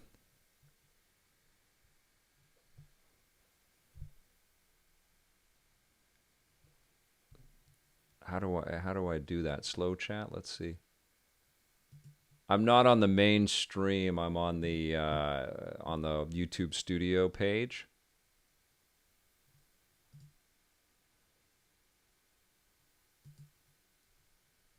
I don't know how to do that.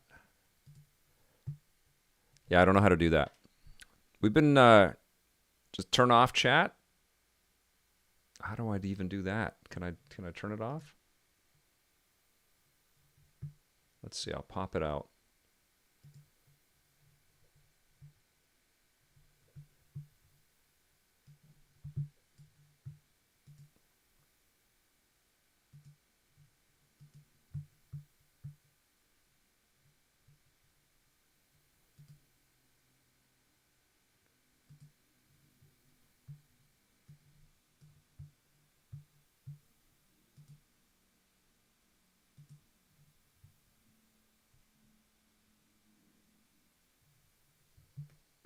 Thank you, Fred. Okay. Hold on. If I close this, does this pop back in here? Restore chat. Okay, good. Okay. Phew, that was stressful. Okay, we're gonna jump into here, and oh, I've got to turn the music off. 1 second. Here we go. Audio and language.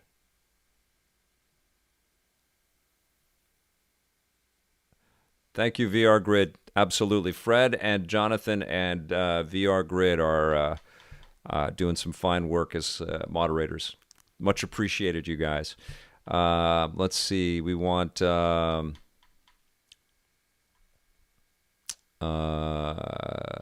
this. Not. Oh yeah, audio. We want music. Boop.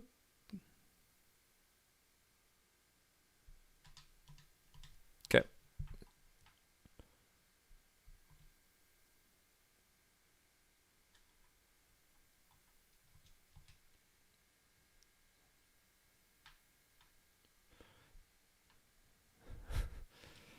Okay, yeah, this is the game of being able to press buttons before you touch the buttons.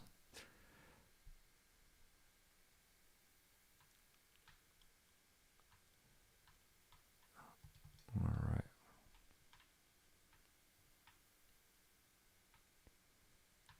Okay, there we go.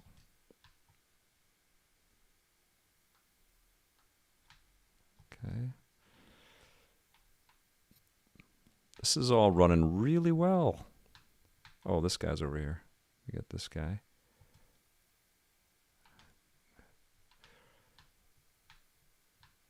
Oh, I'll pop this audio on for you guys. There we go. Oh.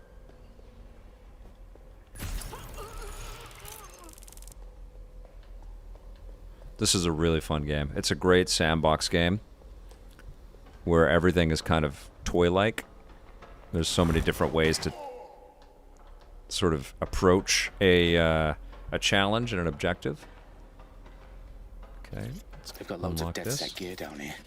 And why do you suppose that is? What? Nosferatu, for sure, yeah. I don't know. But someone wants to make it look like I hope DedSec was here. that Shit. Like, You need to proceed they're with not going to be extreme looking caution, for Walter. our live stream on a regular basis. I don't even know how that happened. Who are these men in black anyway? Felt Nothing pretty automated, identifying. though. I I don't think suspect somebody was that's by typing or design. pasting all that in.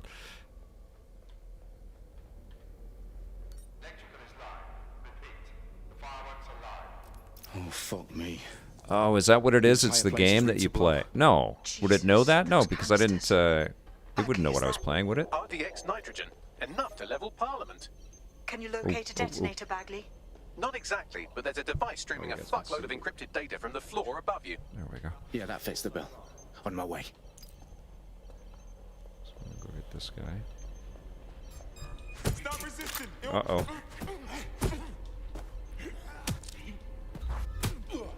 Their profiles are heavily encrypted. No identifying information. Ghosts in the Oh, system. okay, good. So he didn't set off the whole thing. They don't all know I'm here yet. But if I pull a gun out, I think they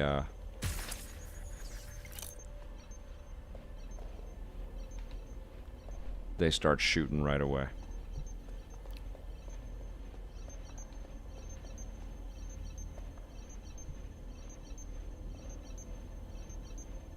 Yes, I did experienced it. It was I forget the person's name. This was our winner, Brandon Golding.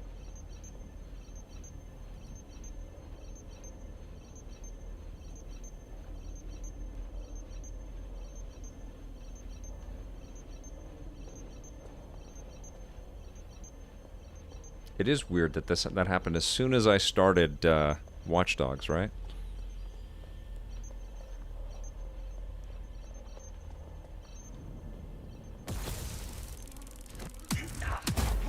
I like that you can set traps and know that Propaganda all around the bombs.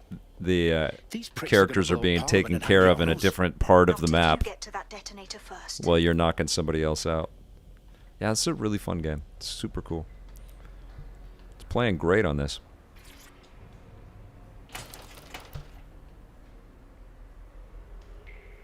Nightbot. Okay.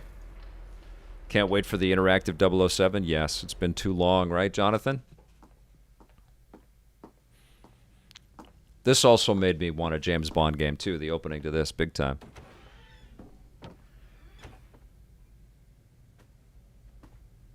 Right in the House of Commons. Whoever these men in black are, they've got brass bollocks. Chris to set up in the Yates, new central member. government. Woohoo! Thank you, pal. GoldenEye 2077. I love it, Uncle Jay. I love that every game has Batman vision. Go here.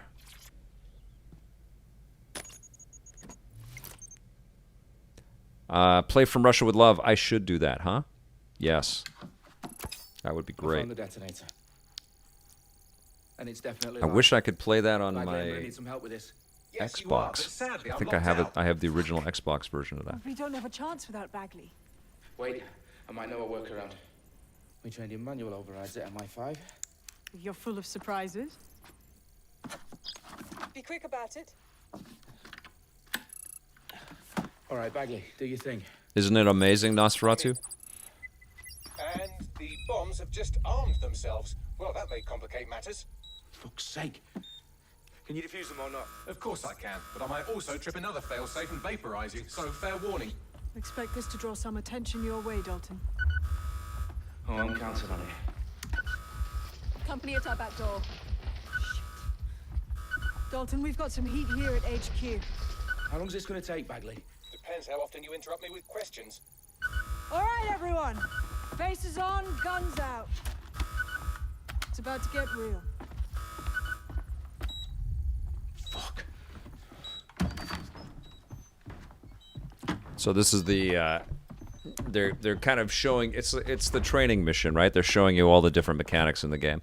Gun combat's okay in They're this. on me. I'll try and hold them off.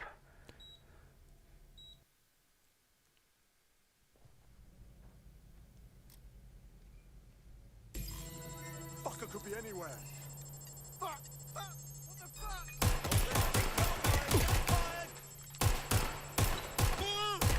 Bagley, update. Let's just say I'm both impressed and annoyed by how sophisticated this anti-tamper security is. Still working. Bagley, tell me you're close. Through security. I'm Now protecting waiting this through terabytes laptop. of decoy code looking for the detonation sequence.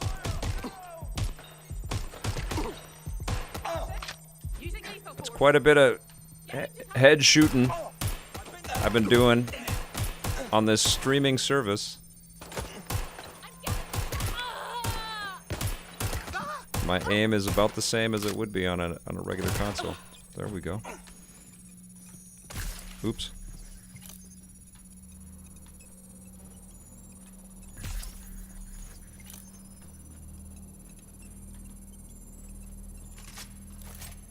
Look at all that carnage. That was not subtle.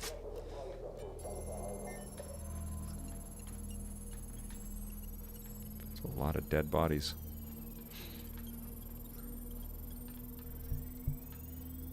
Problem, Dalton. I need your physical appendages now. Dead High Victor. Okay, deactivate the detonator.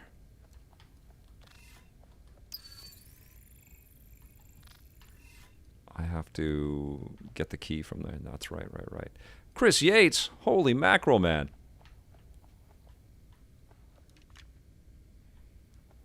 Oh, man, that's amazing. Thank you so much, bro. And I'm glad you got the card. Okay, so I have to oh, press down on this, and then I can access this camera. That's right. Okay, so hack the camera. Is that right? Oh, do I still... Oh, I haven't finished over here. Spent 10 hours playing Watch Dogs Legion, and 9 of those hours I spent recruiting old ladies. Okay, Roger. Revealing lots about yourself. Okay, so this is... What's wrong? There are 3 slots on the left. One of them is the receiver. You need to pull the controller wire. Are you fucking kidding me? No, I'm fucking not. Pull the wire. If this gets me blown up... Here, I'll go full screen so you guys can see a little bit of this full screen. Bombs defused. Stadia controller's all right. I'm not using it right now though because I'm playing this on the PC, and I know that I could use it on the PC, but I think as of today, but I'm using the Xbox controller right now. Whoa, what the fuck am I looking at? It appears Parliament is not the only target. More bombs are going live as we speak. On screen, Bagley. Now we need to get the word out. Those sites need to be evacuated. Take it easy, VR Grid. Thanks for being here, pal. But my sisters at the town conference. We have to do something. I picked up a transmitter on the roof that is sending out a signal to the other bomb sites. If you can reach it, I can shut it all down.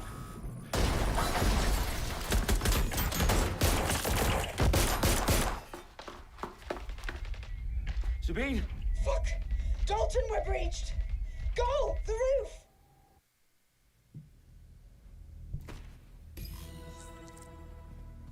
All right, here we go. So I gotta go. Sabine, what's going on? I was looking at We're that. being raided. OBS. It's a bloodbath. Don't play it off of OBS. The protocol is to wipe everything, including Bagley. I need him for the transmitter. I know. A fan call-in stream. Oh my God! Another thing to. Another button to press. Okay. I think I'd go Do nuts. it the old-fashioned way.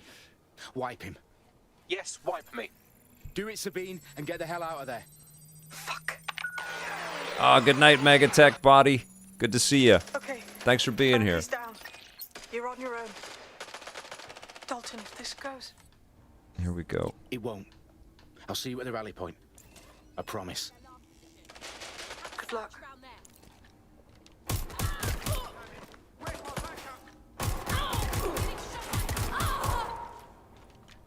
Of course, there's an explosive thing right there. That's a rule, right? Wherever the bad guys duck for cover, there's got to be an explosive element. Okay, that's pretty good, man. Controls are tight. Driving in London will be the real determiner, though. Let's see how I do with that. This is Watch Dogs Legion, Matthew Winstone. Thanks for joining us.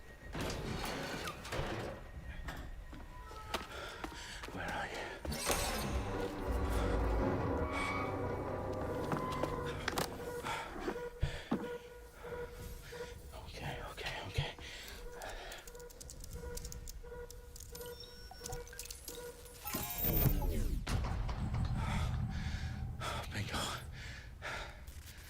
Yeah, this is on Stadia. I'm playing with this controller, Xbox One controller, plugged into my laptop, Alienware M17.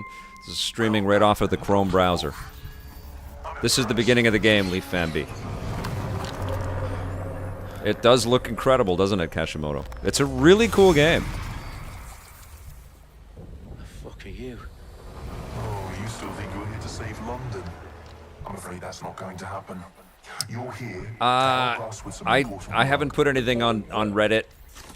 Please feel free to make an EPN subreddit. That would be amazing. Exactly. To save the world. You do know Londoners have died before. The plague, the Great Fire, the Blitz. It's not much fun. But destruction is always the cure. And it begins today. 0 day.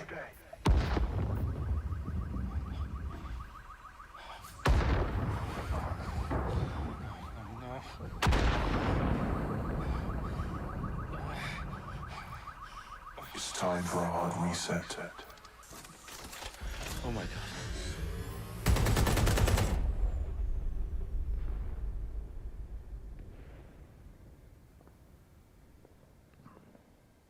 Oh man, I can. Moments ago, a series of explosions devastated 3 sites in London. Authorities are asking residents to remain in their homes as the situation continues to develop. We have received I just googled Kirby Morrow, and yes, he has indeed passed away. And people are using imagery from the interview that I did out there to create tribute pages and stuff. Oh man, unreal. Cass has vowed to hunt down DedSec. Oh, good question, Megatech Body. I'm on a 300 up, 300 down, so I have very good internet, and I'm wired. Wi-Fi was giving me tons of grief trying to play Stadia, but wired is definitely making a huge improvement. Due to increased efficiencies in production and distribution, enabled by the use of technologies initially developed and approved for security purposes. Yeah, Mike. I mean, this is a pretty good example, right? These are 2 huge current gen games, so we're gonna go through this. I want to see what driving in London is like.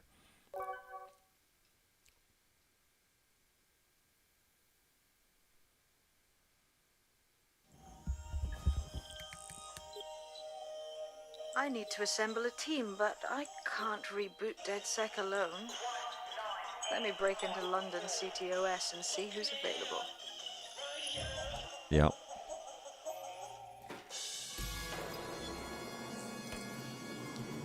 Thanks for being here, No Peeking John. All right, so now I'm in control of this little bot. Now alleged terrorist group DedSec on this week's Buccaneer Radio. This looks so good. I cannot believe the quality. Like, I honestly don't think that most people would give a crap that it's not on a console if they picked up a controller and started playing this.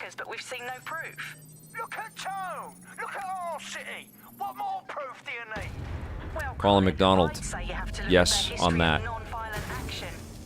I'm streaming a stream, isn't that crazy? Oh, I shouldn't be down there. I pressed the jump button before I should have. Okay, so we're trying to get up to there, right? Absolutely right, Claire. The government's just framing DedSec because they want to make it seem like they have this under control. They probably have no clue who was behind the bombings. But that doesn't look good on the news, does it? Awesome. Anoop, you rule. Angie, I have you next. What do you make of all this? I think, if anything, DedSec showed their true colours. It's terrifying to think we harboured such a dangerous element for years. Terrorists in our own backyard. Do you find DedSec more frightening than the different gangs in London? Like This is Streamception, isn't it? Kelly might set your shop on fire and maybe they'd kill you, but even they wouldn't try to blow up all of Parliament. And I'm sure my kid is upstairs playing Roblox right now, and my wife is likely on the, because we're all on the internet all the time, but I'm streaming a stream, a 1080p stream, 60 frames per second out, streaming a 1080p 30 frames per second game coming in, and it's all handling it, man. It's impressive. And all the way up to Downey Main Street. They want to keep us Matthew, it's starting to be able to do that. The one thing that I noticed when there are YouTube settings now within Stadia, but I couldn't log into this account through Stadia so that I could stream to it.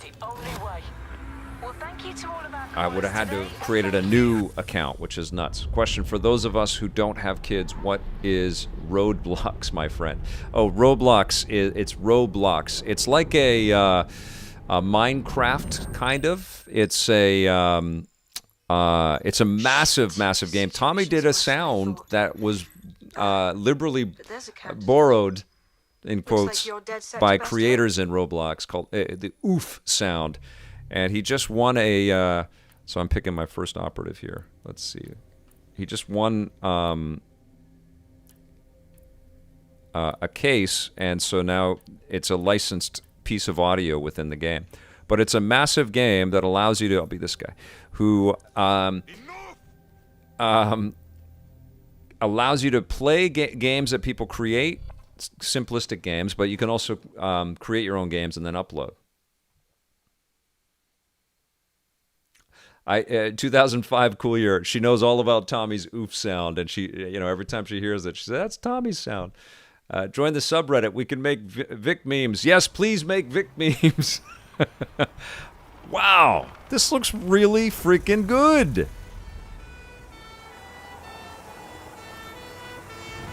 It's so clean. And I've been playing on Series X, man. This looks really good.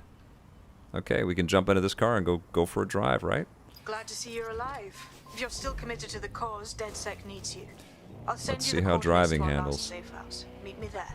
Okay, I'm a terrible driver, and I'm in the UK.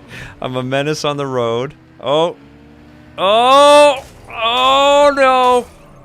Out of the way, everybody! Lucas is back in town. Yeah, it's fine. It's handling great. I'm not great, but the car's handling great. Oh, wow. Woo! All right, let's... A little sliding on the tires. That's pretty good. Okay. Woo! Oh, sorry. I love that there are so many electric vehicles in this game. This is a really cool game. It's definitely my favorite of the Watch Dogs. Awesome. Ah. Oh, I apologize. Oh, watch out. Watch out. I'm new in town. Oh my God.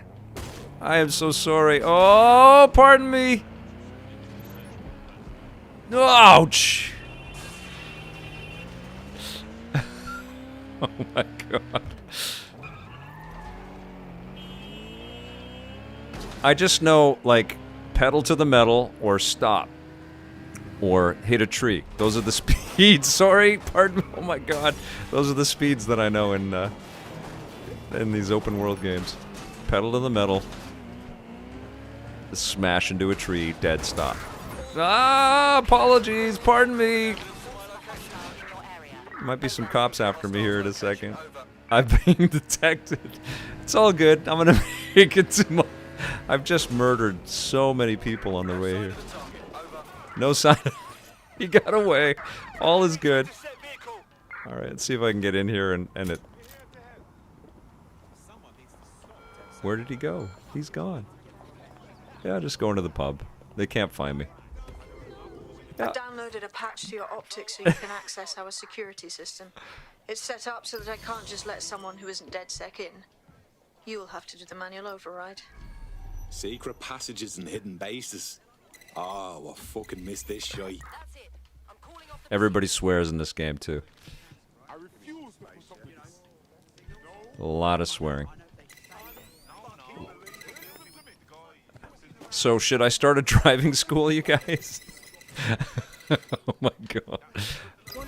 Alright, let's go. I'll see you downstairs later then. Alright, that was pretty rad. Okay, I'm going to play one more quick game. Auto drive is a feature. If this was Red Dead Redemption, your bounty would be in the millions. Yes, I know. It's pretty lenient, this game. Oh, can I save? Or do I need to? Let's see. Options. I think I don't need to. It auto-saves, yeah. Okay, so let's quit out of this. Exit game. And, I'm going to pop into... one second here. I'm going to pop down into... I want to try... somebody said indie games. We're going to play Celeste for a minute here. Because this is a game... Vic's Vicious Driving School, Chris Yates. This is a game that requires precision. So this is what I'm very curious of. Okay, classic, fantastic platformer. Beautiful music. I am going to turn the music down, though, because I don't know. Play Bomberman. Victor Lucas Driving School for the Blind. All right. Reverse psychology driving. Do the opposite of me. Yes. Vic is now playing bumper cars. Yeah. Sorry, I just ran you over. Pardon me. Experienced. That's great. If you're playing as computer hackers, you should only drive Mini Coopers. That's what the movies taught me. Ah, yes. EPN driver's school. All right, here we go. That took a little bit of time to load, actually. Okay, options. We're going to go... I think they're pretty good with the music, right?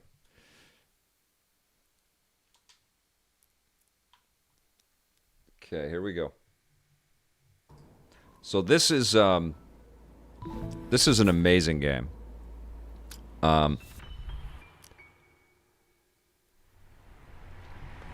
It's about a girl that's kind of digging into some stuff that she's got internally, and the allegory is her climbing this mountain, and she's digging into the recesses of her memory and some heavy things that she's gone through, but it's all through the context of this really tight platformer. So far, so good. I don't know if anybody's played this game, but it's wonderful. It was up for many Game of the Year awards, I think in 2017, 2018.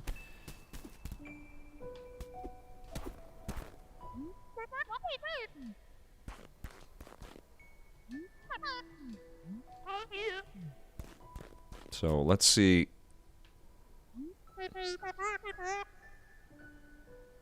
The ridge collapsed and I nearly died. There's such a beautiful charm in this game, a good sense of humor, and some twisted elements that are all super enjoyable.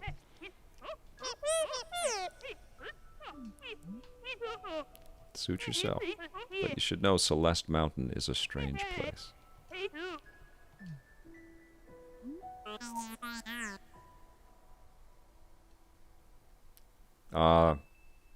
Etch-a-Sketch, take care of yourself, all right? We're all going through this, man. I mean, it's such an awful year. It's really challenging all of us in different ways and different times. Oh, yeah, we fall here. But saved by the bird. Games have been a beautiful respite and a great escape. And I hope that playing games and talking about them and interacting with others that you know that are enjoying this sort of brand of escapism has brought you a little bit of joy. I got to tell you that all of the content, I was thinking about this, like this has been a really weird year, but and I've had to learn a lot of things and do a lot more as an individual creator than I probably ever had to do. But I'm proud of that, and it's also kept me very focused throughout this year too. Like I've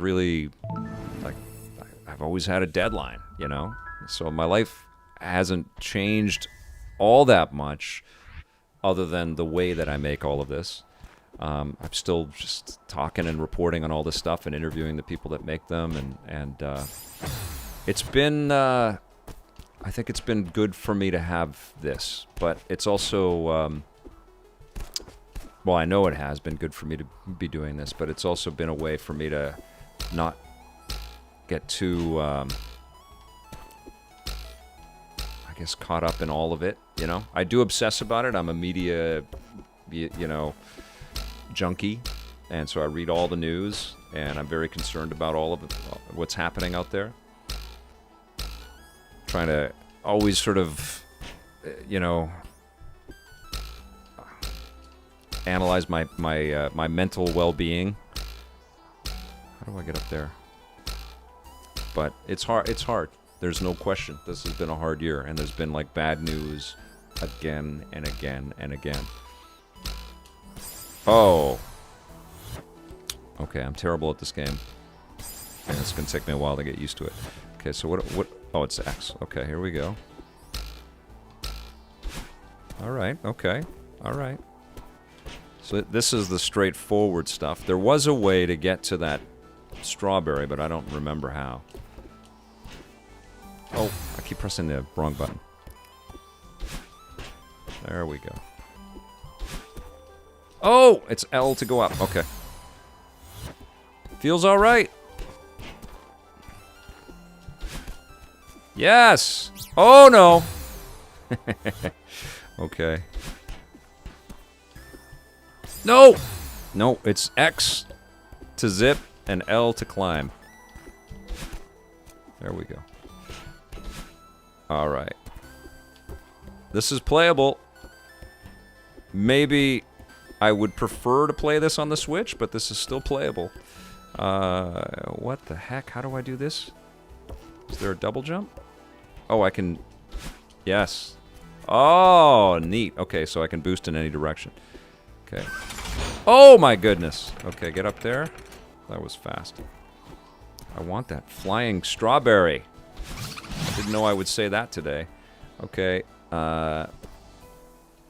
So you only get one... Your hair turns blue. Oh. Your hair turns blue after you've done the dash. Also did not know I would say that today. Okay. Video games make you say some crazy things. Okay, let's get... Oh, no, there's nothing up there.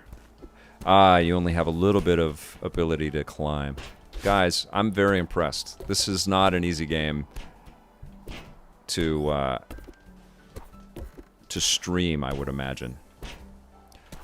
When I talked with one of the producer types that I know that works at Stadia at E3 a couple of years ago, I think when it was first announced, or I guess maybe it was last year, I mentioned a lot of classic stuff, like are you guys going to be putting up a lot of Genesis and Super Nintendo stuff? And I think that will come, but the interesting thing that they talked about is that those are all 60 frames a second experiences, and the precision on a lot of that classic stuff is even more demanding than... Oh, okay. This is amazing. Okay. That's good. I'm going to call it there, my friends. But that worked. That was super impressive. But they said that the precision of some of that classic stuff is even more demanding than playing the new games because everything was so, pixel precise and 60 frames per second. But yeah, incredible game, Celeste. If you've never played it, definitely make that, change that. You should play it. It's wonderful. Listen, we're going to dedicate this episode to Kirby Morrow and to his family and friends. Rest in peace. Terrible news. Unbelievable that I found out about it while I was streaming with you guys. But I'm glad we had a chance to talk about it a little bit, and thank you for your kind comments on the stream. Thank you, of course, to all of the new subscribers and all of the people that have just discovered EPN for the first time. I love hearing that. Thank you for watching our content and supporting us over the years. Thank you to Activision for sending out this enormous heavy metal box, and definitely go to our Facebook.com/Electric Playground, our Facebook page, and just comment on why you would want some Call of Duty swag, and we'll chop it up into 3 different packages and send 3 little kits out there. Congratulations to Brandon Golding again. What's his name? Brandon Golding. Okay. Congratulations to Brandon Golding and his family on winning all of the Age of Calamity content. And speaking of which, I think I get the code soon if it's not in my email address or email box right now. So we'll stream tomorrow. That's the plan. We'll stream some Age of Calamity, and I've got a new Vic's Basement with the creator of NBA Jam, the co-creator of Mortal Kombat, the filmmaker behind Insert Coin, the new documentary about Midway Games, and the voice of Midway Games, Tim Kitrow. Boom shakalaka! And it's a really fun conversation. So that's going to be our next Vic's Basement, so watch for that. And I think, yeah, that's it. Thanks, everybody. Thanks for the super chats and the new members to the team. Thank you, guys. We will see you tomorrow. And until then, play forever.